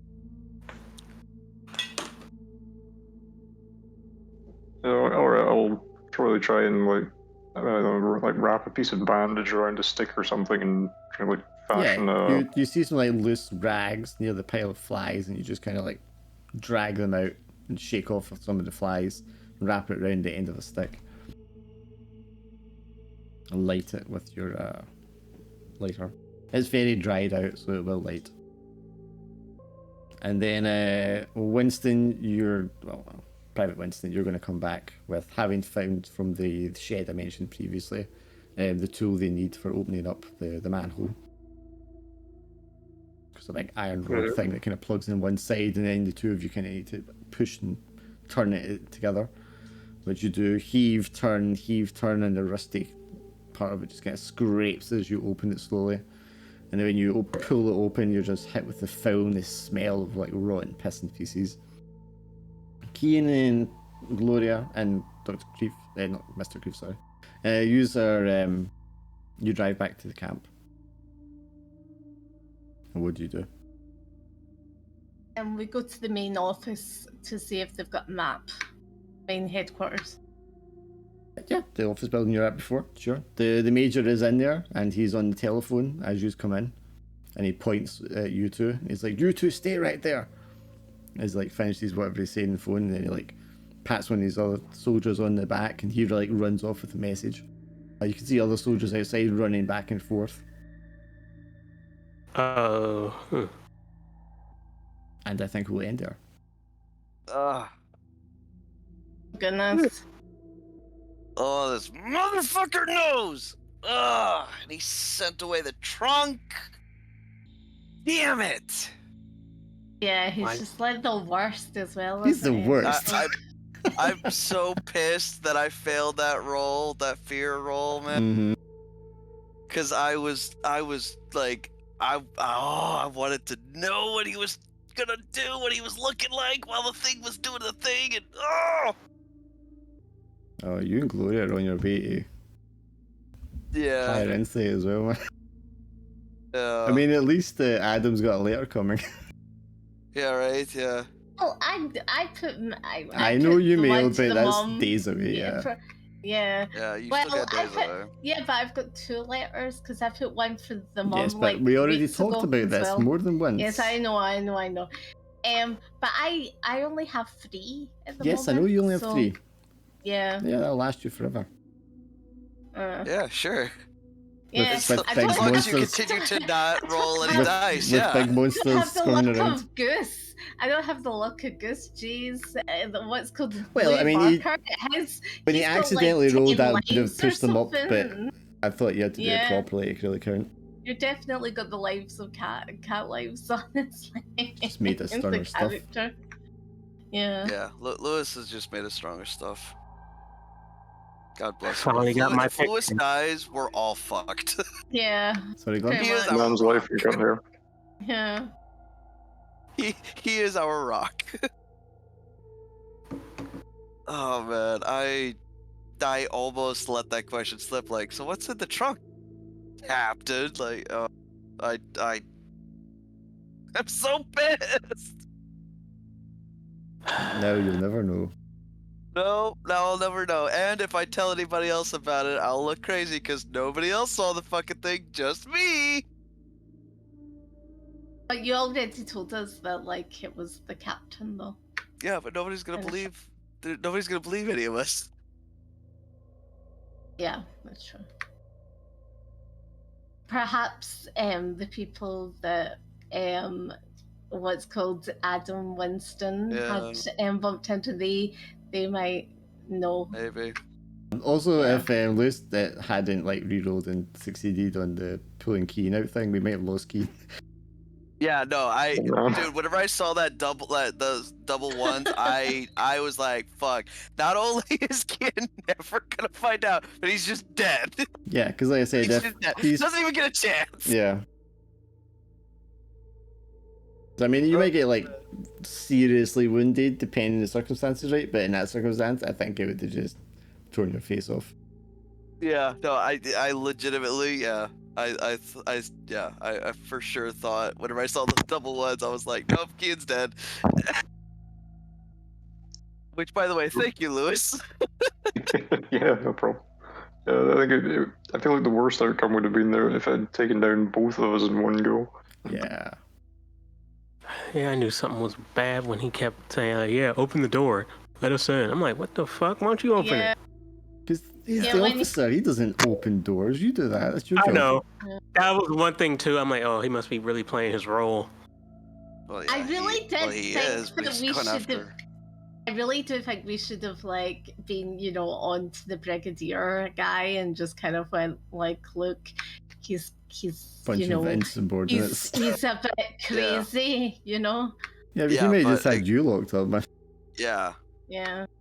Now, That's what I'm saying. Like even if we decide to go to the brigadier or the major brigadier, he's not going to believe us.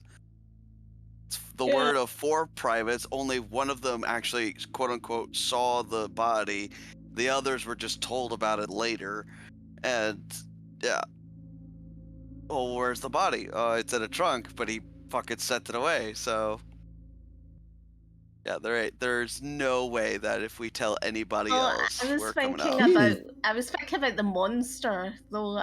Keen's so hung up in this body thing, man. There's a fucking monster in the woods. well, yeah, that, But even then, like, fucking, we're the only ones who saw it. And of course, it's the guy, the thing wearing Captain Farrington's face isn't gonna, like, sell itself out. It's not gonna sell out its cousin. I love how you make these assumptions. These guys are fucking crazy. You know what's going on. He's a shapeshifter and that's his cousin and all that, man. It's like, you don't know shit. Yeah. I know exactly what's going on. Yeah. Yeah, well, he was I know all your talking to him, secrets. wasn't he? So it's kind of like he was having a conversation with it. So it's kind of like, Was he though? yeah, Well, yes. Single well, word he said conversation? he said one thing that was unintelligible. Could have been anything from like, oh, geez, that's fucking gross, or like, ah. So he Could have been anything. wanted. So he really wanted it to escape. Basically, that's Did he? my theory. Yes. Maybe there's like a magic word that drives it away. Yeah.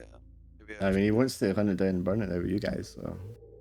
I mean, you think when you're Nope. like. kill it with fire.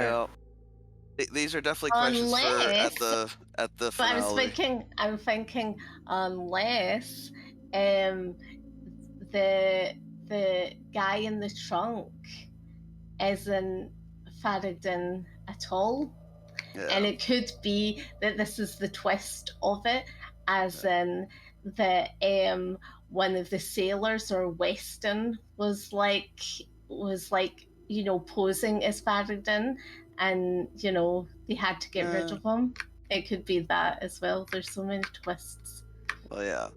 It's still too early to tell, but yeah. Yeah. But I mean, we've definitely already had one moment where reality and perception sort of shifted. Because whenever we were looking under Weston's bed, Kian found the wooden amulet. Yeah, the wooden amulet, but everyone else saw a ring until I blinked. I did want to what's called pinch a hair from Faradin to kind of get it tested for like if it was human or not. Yeah, I suppose you could check for human. You could check if it was human, like, but they didn't have DNA and stuff like that back then, obviously. Yeah. I suppose so. Or even like, does he bleed? Is Does it he bleed? Well, I thought Adam was going to shoot him at one point. Yeah. I thought so too. I was really surprised. I thought for sure I was going to shoot him. That would have been wild if that was the end of the story. Like Adam shoots Farrington. Oh yeah, that's it. Game done. Like if he would have grabbed Gloria all like then I probably would have shot him. But I was just trying to like. I didn't give you any reason to. Yeah, he's just doing his job. He's too careful. He's just doing his job as expected. It might be that he is innocent in it, but he's under the spell. Yeah. But who's in the trunk? Exactly. I believe in Doyle. So. You believe that crazy Irishman? Yep. Yeah. The Irishman who absolutely shot someone whenever they were acting weird. I was like, listen, you better fess up. I've had a really long day.